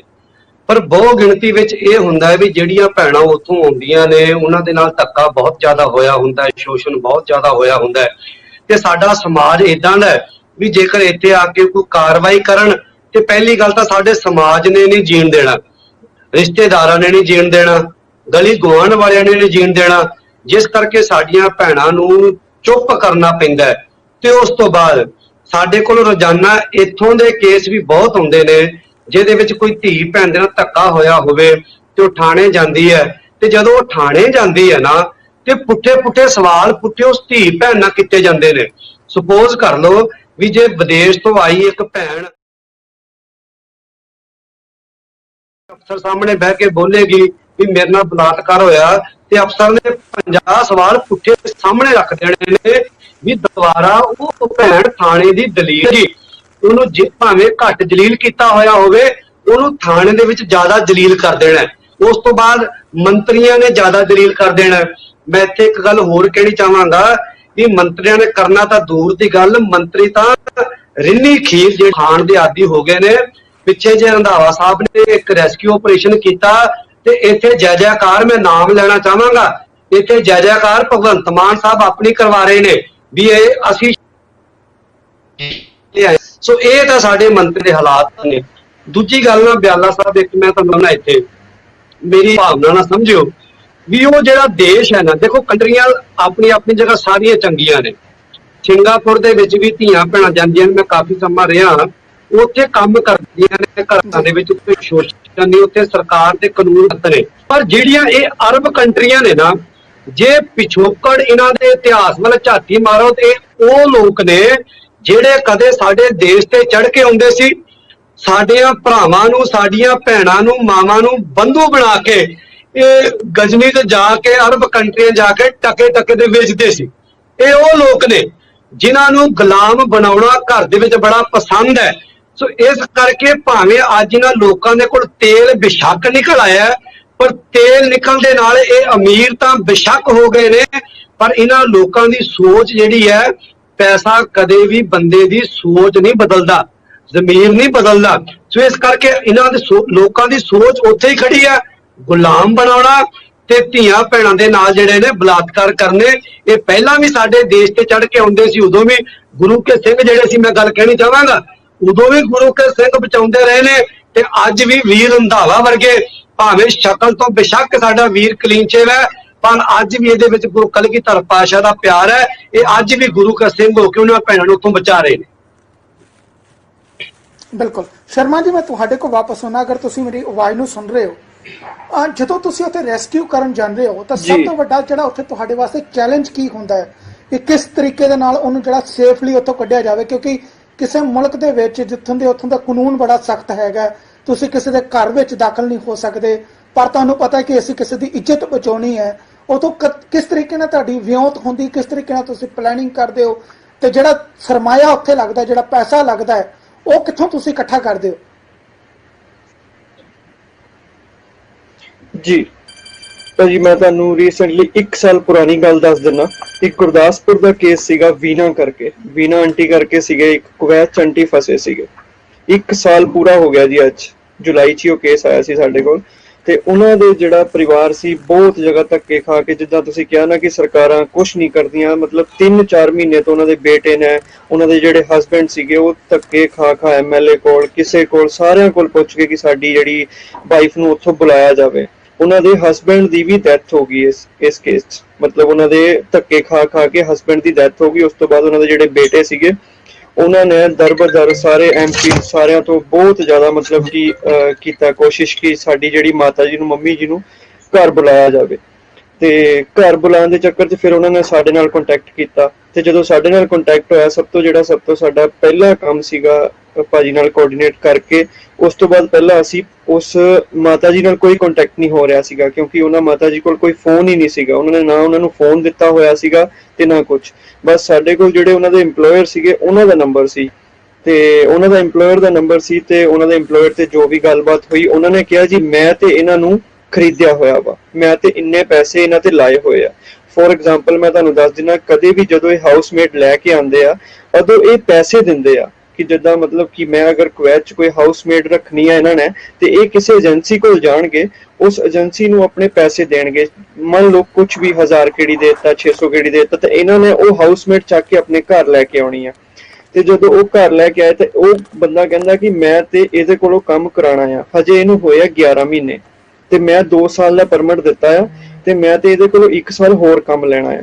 ਅਸੀਂ ਉਹਨੂੰ ਬਹੁਤ ਰਿਕੁਐਸਟ ਕੀਤੀ, ਕਈਆਂ ਤੋਂ ਰਿਕੁਐਸਟ ਕਰਵਾਈ, ਬਹੁਤ ਵੀਰਾਂ ਨੇ ਸਾਡਾ ਉਸ ਰੈਸਕਿਊ 'ਚ ਸਾਥ ਦਿੱਤਾ, ਤੇ ਉਹਨਾਂ ਨਾਲ ਗੱਲ ਕੀਤੀ ਕਿ ਉਹ ਕਹਿੰਦਾ ਨਹੀਂ ਜੀ ਮੈਨੂੰ ਤੇ ਪੈਸੇ ਚਾਹੀਦੇ ਆ, ਜਾਂ ਤੁਸੀਂ ਲੈ ਜਾਓ, ਅਦਰਵਾਈਜ਼ ਮੈਨੂੰ ਕੋਈ ਕਾਲ ਨਾ ਕਰੇ। ਠੀਕ ਹੈ ਜੀ। ਉਸ ਤੋਂ ਬਾਅਦ ਮੈਂ ਐਮਬੈਸੀ ਗਿਆ ਜੀ। ਐਮਬੈਸੀ 'ਚ ਜਾ ਕੇ ਮੈਂ ਜਦੋਂ ਗੱਲ ਕੀਤੀ, ਮੈਂ ਕਿਹਾ ਜੀ ਆਂਟੀ ਪਰੇਸ਼ਾਨ ਹੈ, ਤੁਸੀਂ ਆਹ ਦੇਖੋ ਜੀ, ਮੀਡੀਆ 'ਚ ਵੀ ਬਹੁਤ ਗੱਲ ਆਈ ਹੈ, ਪੰਜਾਬ 'ਚ ਵੀ ਬਹੁਤ ਗੱਲ ਚੱਲਦੀ ਪਈ ਹੈ। ਉਹਨਾਂ ਨੇ ਮੈਨੂੰ, ਮੈਂ ਉਹਨਾਂ ਦੇ ਟੇਬਲ ਤੇ ਬਹਿ ਕੇ ਗੱਲ ਕੀਤੀ, ਉਹਨਾਂ ਨੇ ਮੈਨੂੰ ਇੱਕੋ ਜਵਾਬ ਦਿੱਤਾ ਸੀ ਕਿ ਠੀਕ ਹੈ, ਕੰਮ ਹੋ ਰਿਹਾ ਵਾ, ਹੋ ਜਾਏਗਾ। ਠੀਕ ਹੈ ਜੀ। ਮੈਂ ਕਿਹਾ ਕੋਈ ਨਹੀਂ, ਮੈਂ ਵੇਟ ਕਰਦਾ। ਮੈਂ 9-10 ਦਿਨ ਵੇਟ ਕੀਤਾ। ਜਦੋਂ ਮੈਂ ਹੋਰ ਪੁਰਾਣੇ ਮੁੰਡਿਆਂ ਤੋਂ ਪੁੱਛਿਆ ਜੀ, ਉਹ ਕਹਿੰਦੇ ਸਾਨੂੰ 2-2 ਮਹੀਨੇ ਤੋਂ ਇਹੀ ਲਾਰੇ ਲੱਗਦੇ ਰਹੇ ਨੇ ਕਿ ਹੋ ਜਾਏਗਾ ਹੋ ਜਾਏਗਾ ਹੋ ਜਾਏਗਾ, ਬਟ ਹੋਇਆ ਕੁਛ ਨਹੀਂ। ਠੀਕ ਹੈ ਜੀ। ਮੈਂ ਕਿਹਾ ਜੀ ਹੋਣਾ ਕੁਛ ਨਹੀਂ। ਫਿਰ ਮੈਂ ਨਾ ਡਾਇਰੈਕਟਲੀ ਉਸ ਜਿਹੜਾ ਕੁਵੈਤੀ ਸੀ ਉਹਨਾਂ ਤੋਂ ਕਿਸੇ ਨਾਲ ਗੱਲ ਕਰਵਾਤੀ ਕਿ ਹਾਂਜੀ ਤੁਸੀਂ ਚਾਹੁੰਦੇ ਕੀ ਹੋ, ਤੁਹਾਡੀ ਰਿਕੁਆਇਰਮੈਂਟ ਕੀ ਹੈ ਇਹਨੂੰ ਛੱਡਣ 'ਚ, ਕਿਉਂਕਿ ਉਹਨਾਂ ਦੇ ਹਸਬੈਂਡ ਦੀ ਡੈਥ ਹੋ ਗਈ ਹੈ, ਬੱਚੇ ਛੋਟੇ ਆ, ਕਿਉਂ ਪਰੇਸ਼ਾਨ ਕਰਦੇ ਹੋ, ਜਦੋਂ ਨਹੀਂ ਕੰਮ ਕਰਨਾ ਚਾਹੁੰਦੀ ਉਹਨੂੰ ਭੇਜ ਦਿਓ। ਤੇ ਉਹ ਕਹਿੰਦੇ ਜੀ ਮੈਨੂੰ ਇੰਨੇ ਪੈਸੇ ਦੇ ਦਿਓ ਮੇਰੇ, ਤਾਂ ਮੈਂ ਛੱਡ ਦਿੰਦਾ। ਠੀਕ ਹੈ ਜੀ। ਅਸੀਂ ਭਾਜੀ ਨਾਲ ਗੱਲ ਕੀਤੀ, ਹਰਨੇਕ ਭਾਈ ਨਾਲ, ਜੋ ਵੀ ਸਾਡੀ ਟੀਮ ਹੈਗੀ ਆ, ਕੁਵੈਤ 'ਚ ਟੀਮ ਹੈਗੀ ਆ, ਤੇ ਅਸੀਂ ਇੱਕ ਦਿਨ 'ਚ ਹਾਮੀ ਭਰਤੀ ਕਿ ਅਗਰ ਜੇ ਸਾਨੂੰ ਪੈਸੇ ਦੇ ਕੇ ਆਂਟੀ ਨੂੰ ਛੁਡਾਉਣਾ ਪੈਂਦਾ ਹੈ ਤਾਂ ਅਸੀਂ ਛੁਡਾ ਲੈਂਦੇ ਹਾਂ। ਤੇ ਉਹ ਪਹਿਲਾਂ ਇਦਾਂ ਦਾ ਚਾਂਸ ਸੀਗਾ ਜਿਹਦੇ 'ਚ 24 ਆਵਰ 'ਚ 800 850 ਕੇਡੀ ਅਸੀਂ ਇੱਕ ਦਿਨ 'ਚ ਇਕੱਠੇ ਕਰ ਲਏ ਸੀ। ਉਹਨੇ ਪਹਿਲਾਂ ਮੰਗ ਕੀਤੀ ਸੀ ਮੈਂ 1200 ਕੇਡੀ ਲਾਉਂਗਾ, ਫਿਰ ਉਸ ਤੋਂ ਬਾਅਦ ਹੌਲੀ ਹੌਲੀ ਕਿਸੇ ਤੋਂ ਫੋਨ ਕਰਵਾਏ। ਜਦੋਂ ਗੱਲ ਕਰਵਾਈ ਤੇ ਉਹਨੇ ਕਿਹਾ ਕਿ ਚਲੋ, ਮਤਲਬ ਜਦੋਂ ਕਿਸੇ ਹੌਲੀ ਹੌਲੀ ਗੱਲ ਚਲਦੇ ਚਲਦੇ ਉਹਨੂੰ ਕਿਹਾ ਕਿ 9 ਮਹੀਨੇ ਤਾਂ ਉਹਨਾਂ ਨੂੰ ਆਲਰੇਡੀ ਕੰਮ ਕਰਦੇ ਨੂੰ ਹੋ ਗਏ ਆ, ਤੇ ਤੂੰ ਹਾਫ ਕਰ ਲਾ। ਹਾਫ ਕਰਦੇ ਕਰਦੇ ਉਹਨੇ 800 ਤੇ ਆ ਗਿਆ। ਠੀਕ ਹੈ ਜੀ। ਇੱਕ ਦਿਨ ਰੱਖ ਲਿਆ। ਉਹਨੇ ਵੀ ਬਹੁਤ ਤੰਗ ਪਰੇਸ਼ਾਨ ਕੀਤਾ, ਕੋਈ ਨਾਰਮਲੀ ਨਹੀਂ ਕਿ ਸਾਨੂੰ ਜੱਕਦਮ ਮਿਲ ਲਿਆ ਜਾਂ ਅਸੀਂ ਉਹਦੇ ਘਰੋਂ ਕੱਢ ਲਿਆ, ਨਹੀਂ ਜੀ। ਉਹਦੇ ਨਾਲ ਬੜੀ ਪਿਆਰ ਨਾਲ ਗੱਲ ਕਰਨੀ ਪਈ ਹੈ, ਸਾਨੂੰ ਕਿਸੇ ਤੋਂ ਫੋਨ ਕਰਾਣੇ ਪਏ ਆ। ਅਸੀਂ ਇਹਨਾਂ ਤੇ ਜ਼ੋਰ ਜ਼ਬਰਦਸਤੀ ਨਹੀਂ ਕਰ ਸਕਦੇ, ਅਸੀਂ ਕੀ ਐਮਬੈਸੀ ਨਹੀਂ ਕਰ ਸਕਦੀ, ਇੰਨੀ ਪਾਵਰ ਕਿਸੇ ਤੋਂ ਨਹੀਂ ਹੈਗੀ ਕਿ ਇਹਨਾਂ ਦੇ ਘਰੋਂ ਜਾ ਕੇ ਉਸ ਹਾਊਸਮੇਟ ਨੂੰ ਕੋਈ ਕੱਢ ਲਿਆਵੇ ਤੇ ਚੱਕ ਲੈ। ਤੇ ਫਿਰ ਉਸ ਤੋਂ ਬਾਅਦ ਜੀ ਜਦੋਂ ਉਸ ਬੰਦੇ ਨਾਲ, ਇੰਪਲੋਇਰ ਨਾਲ ਗੱਲ ਹੋਈ ਆ, ਤੇ ਉਹਨੇ ਸਾਡੇ ਨਾਲ ਇੱਕ ਦਿਨ ਫਿਕਸ ਕਰ ਲਿਆ। ਓਕੇ ਜੀ, ਮੇਰੇ ਤੋਂ ਇੰਨੇ ਪੈਸੇ ਲੈ ਆਇਓ ਤੇ ਮੈਂ ਉਸ ਦਿਨ ਛੱਡ ਆਊਂਗਾ। ਠੀਕ ਹੈ ਜੀ। ਸਾਨੂੰ ਵੀ ਉਸ ਦਿਨ ਡਾਊਟ ਸੀ ਕਿ ਪਤਾ ਨਹੀਂ ਇਹ ਰਿਸਕ ਆ ਕਿ ਉਹ ਭੇਜੇਗਾ ਕਿ ਨਹੀਂ ਭੇਜੇਗਾ, ਬਟ ਫਿਰ ਵੀ ਅਸੀਂ 20 ਤਰੀਕ ਨੂੰ ਅਸੀਂ ਟਿਕਟ ਲੈ ਲੈਂਦੇ ਹਾਂ। 20 ਰਮਨ, ਮੈਂ ਇਹਨੂੰ ਵੈਰੀ ਸ਼ਾਰਟ ਕਰਨ ਦੀ ਕੋਸ਼ਿਸ਼ ਕਰਦਾ। ਠੀਕ ਹੈ, ਆਪਾਂ ਆਪਣੇ ਕੋਲ ਸਮਾਂ ਬਹੁਤ ਘੱਟ ਹੁੰਦਾ, ਮਤਲਬ ਕਿ ਆਪਾਂ ਫਰੋਤੀ ਵੀ ਦਿੰਨੇ ਆਪਣੀ ਜੇਬੋਂ, ਅਸੀਂ ਹੱਥ ਵੀ ਜੋੜਦੇ ਆਂ, ਅਸੀਂ ਬੇਨਤੀਆਂ ਵੀ ਕਰਦੇ ਆਂ, ਤੇ ਅਸੀਂ ਉਸ ਤੋਂ ਬਾਅਦ ਚ ਰੈਸਕਿਊ ਕਰਕੇ ਲਿਆਉਂਦੇ ਆ। ਕਹਿਣ ਤੋਂ ਭਾਵ ਉਸ ਬੰਦੇ ਨਾਲ ਡਾਇਰੈਕਟ ਗੱਲ ਕਰਕੇ ਫਿਰ ਉਹਨੂੰ ਪੈਸੇ ਦਿੱਤੇ। ਪੈਸੇ ਦੇ ਕੇ ਉਸ ਮਾਤਾ ਨੂੰ ਵੀ ਨਹੀਂ, ਉਸ ਮਾਤਾ ਨੂੰ ਇਹ ਵੀ ਨਹੀਂ ਪਤਾ ਸੀਗਾ ਕਿ ਮੈਂ ਕੌਣ ਆ, ਉਹਨਾਂ ਨੂੰ ਪਤਾ ਹੀ ਨਹੀਂ ਸੀਗਾ ਕੌਣ ਆ। ਉਹਨਾਂ ਨੂੰ ਮੈਂ ਆਪਣੀ ਗੱਡੀ 'ਚ ਬਿਠਾ ਕੇ 에ਅਰਪੋਰਟ ਛੱਡ ਕੇ ਆਇਆ। 에ਅਰਪੋਰਟ ਛੱਡਣ ਤੋਂ ਬਾਅਦ ਅਸੀਂ ਆਂਟੀ ਨੂੰ 10-20 ਹਜ਼ਾਰ ਦੀ ਜੋ ਸੀਗੀ ਰਸਦ ਅਸੀਂ ਦਿੱਤੀ, ਕਿਉਂਕਿ ਆਂਟੀ ਨੂੰ ਕੁਝ ਵੀ ਨਹੀਂ ਸੀਗਾ ਲਿਜਾਣ 'ਚ। ਇੱਕ ਹੁੰਦਾ ਹੈ ਕਿ ਬੱਚਿਆਂ ਨੂੰ ਮਿਲਣਾ ਆ, ਤੇ ਸਾਡੀ ਟਾਈਮਲਾਈਨ ਫੇਸਬੁੱਕ ਤੇ ਹਜੇ ਤੱਕ ਵੀ ਉਹ ਵੀਡੀਓਜ਼ ਪਈਆਂ ਹੋਈਆਂ। ਤੁਸੀਂ ਜਦੋਂ ਬੱਚੇ ਉਹਨਾਂ ਨੂੰ ਦਿੱਲੀ 에ਅਰਪੋਰਟ ਤੇ ਮਿਲੇ ਸੀ ਨਾ, ਇੰਨੇ ਖੁਸ਼ ਹੋਏ ਸੀਗੇ ਕਿ ਸਾਨੂੰ, ਮਤਲਬ ਆਹ ਦੇਖੋ ਕਿ ਇੰਨੀ ਖੁਸ਼ੀ ਹੋਈ ਕਿ ਬੱਚੇ ਜਦੋਂ ਮਾਂ ਨੂੰ ਮਿਲੇ ਆ ਨਾ, ਤੇ ਉਹਨਾਂ ਨੂੰ ਤਾਂ ਇਹ ਵੀ ਨਹੀਂ ਪਤਾ ਸੀਗਾ ਕਿ ਉਹਨਾਂ ਦੇ ਹਸਬੈਂਡ ਦੀ ਡੈਥ ਹੋ ਚੁੱਕੀ ਹੈ। ਇੱਥੋਂ ਤੱਕ ਹੀ ਇਦਾਂ ਦੇ ਕੰਮ। ਔਰ ਮੈਂ ਇੱਕ ਹੋਰ ਛੋਟੀ ਜਿਹੀ ਗੱਲ ਦੱਸਣਾ ਚਾਹੁੰਦਾ। ਸ਼ਰਮਾ ਜੀ, ਇਹ ਬਹੁਤ ਅਨਫੋਰਚੂਨੇਟ ਹੈ। ਮੈਂ ਆਪਣੀ ਟੀਮ ਨੂੰ ਜ਼ਰੂਰ ਬੇਨਤੀ ਕਰਦਾ ਕਿ ਜਿਹੜੇ ਸਾਡੇ ਨਾਲ ਪੀੜਤਾਂ ਵੀ ਜੁੜੀਆਂ ਹੋਈਆਂ ਨੇ, ਕਿਰਪਾ ਕਰਕੇ ਉਹਨਾਂ ਨੂੰ ਵੀ ਜਿਹੜਾ ਇਸ ਸ਼ੋਅ ਦੇ ਵਿੱਚ ਜਿਹੜਾ ਐਡ ਕੀਤਾ ਜਾਵੇ, ਤੇ ਮੈਂ ਜ਼ਰੂਰ ਉਹਨਾਂ ਨੂੰ ਵੀ ਬੇਨਤੀ ਕਰਾਂਗਾ। ਸਤਿ ਸ਼੍ਰੀ ਅਕਾਲ ਭੈਣ ਜੀ, ਕੀ ਤੁਹਾਨੂੰ ਮੇਰੀ ਆਵਾਜ਼ ਆ ਰਹੀ ਹੈ ਜੀ?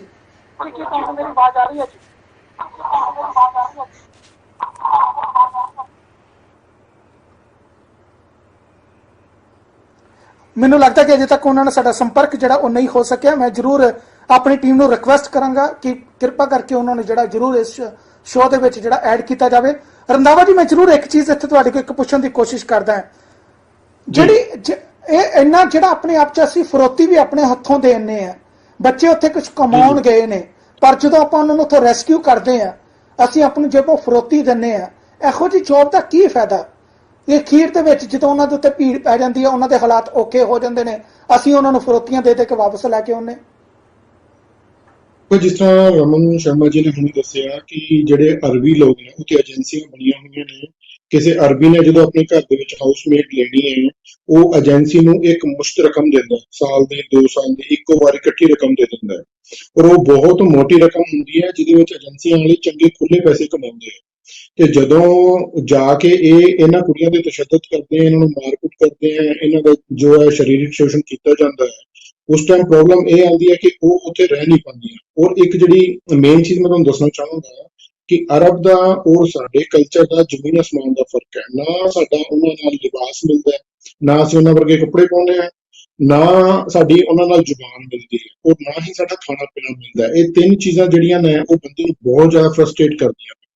ਤੇ ਪ੍ਰੋਬਲਮ ਇਹ ਆਉਂਦੀ ਹੈ ਕਿ ਜਦੋਂ ਇੱਥੋਂ ਬਿਲਕੁਲ ਡਿਫਰੈਂਟ ਹਾਲਾਤਾਂ ਤੋਂ ਜਾ ਕੇ ਧੀਆਂ ਭੈਣਾਂ ਉੱਥੇ ਫਸਦੀਆਂ ਨੇ, ਔਰ ਇੱਕ ਬਿਲਕੁਲ ਅਲੱਗ ਜਿਹੜਾ ਟਾਈਮ ਹੈ ਉੱਥੇ, ਉਹਦੇ ਇੱਕ ਇਹੋ ਜਿਹੀ ਸਿਸਟਮ ਦੇ ਵਿੱਚ ਫਸ ਜਾਂਦੀਆਂ, ਉਦੋਂ ਫਿਰ ਉਹ ਉੱਥੋਂ ਨਿਕਲਣ ਦੀ ਕੋਸ਼ਿਸ਼ ਕਰਦੀਆਂ ਨੇ। ਮਾਰ ਕੁਟਾਈ ਹੁੰਦੀ ਹੈ, ਹੋਰ ਸਭ ਕੁਝ ਹੁੰਦਾ ਹੈ, ਲੇਕਿਨ ਪ੍ਰੋਬਲਮ ਇਹ ਹੈ ਕਿ ਉਹਨਾਂ ਕੋਲ ਰਸਤਾ ਕੋਈ ਨਹੀਂ ਹੁੰਦਾ। ਰਸਤਾ ਨਾ ਹੋਣ ਕਰਕੇ ਫਿਰ ਉਹ ਕਿਸੇ ਨਾ ਕਿਸੇ ਤਰੀਕੇ ਅਪਰੋਚ ਕਰਦੀਆਂ ਨੇ। ਪਹਿਲਾਂ ਇੰਡੀਆ ਤੋਂ ਪੈਸਾ ਲਗਾ ਕੇ ਆਏ ਹੁੰਦੀਆਂ ਨੇ, ਔਰ ਉਹਦੇ ਬਾਅਦ ਫਿਰ ਉਹਨਾਂ ਨੂੰ ਜਦੋਂ ਆਪਣੀ ਏਜੰਸੀ ਨਾਲ ਉਹ ਵਾਪਸ ਗੱਲ ਕਰਦੀਆਂ ਨੇ ਕਿ ਵੀ ਮੈਂ ਇੱਥੇ ਬਹੁਤ ਤੰਗ ਪਰੇਸ਼ਾਨ ਆ, ਤੇ ਕਈ ਵਾਰ ਤਾਂ ਏਜੰਸੀ ਵਾਲੇ ਕੀ ਕਰਦੇ ਨੇ ਕਿ ਕਿਸੇ ਇੱਕ ਘਰ ਦੇ ਵਿੱਚੋਂ ਕੱਢ ਕੇ ਤੇ ਕਿਸੇ ਦੂਸਰੇ ਘਰ 'ਚ ਭੇਜ ਦਿੰਦੇ ਨੇ, ਤੇ ਦੂਸਰੇ 'ਚੋਂ ਕੱਢ ਕੇ ਤੇ ਤੀਸਰੇ 'ਚ ਭੇਜ ਦਿੰਦੇ ਨੇ। ਬਟ ਪ੍ਰੋਬਲਮ ਇਹ ਹੈ ਕਿ ਉਹ ਕਰੀਬ ਸਾਰੇ ਘਰਾਂ ਦੇ ਵਿੱਚ ਹਾਲਾਤ ਇੱਕੋ ਜਿਹੇ ਹੀ ਹੁੰਦੇ ਨੇ, ਜ਼ਿਆਦਾ ਫਰਕ ਨਹੀਂ ਹੁੰਦਾ। ਸੋ ਹਰ ਜਗ੍ਹਾ ਮਾਰ ਕੁਟਾਈ ਹੁੰਦੀ ਹੈ, ਹਰ ਜਗ੍ਹਾ ਤੁਹਾਡੇ ਨਾਲ ਗਲਤ ਪੇਸ਼ ਆਇਆ ਜਾਂਦਾ ਹੈ।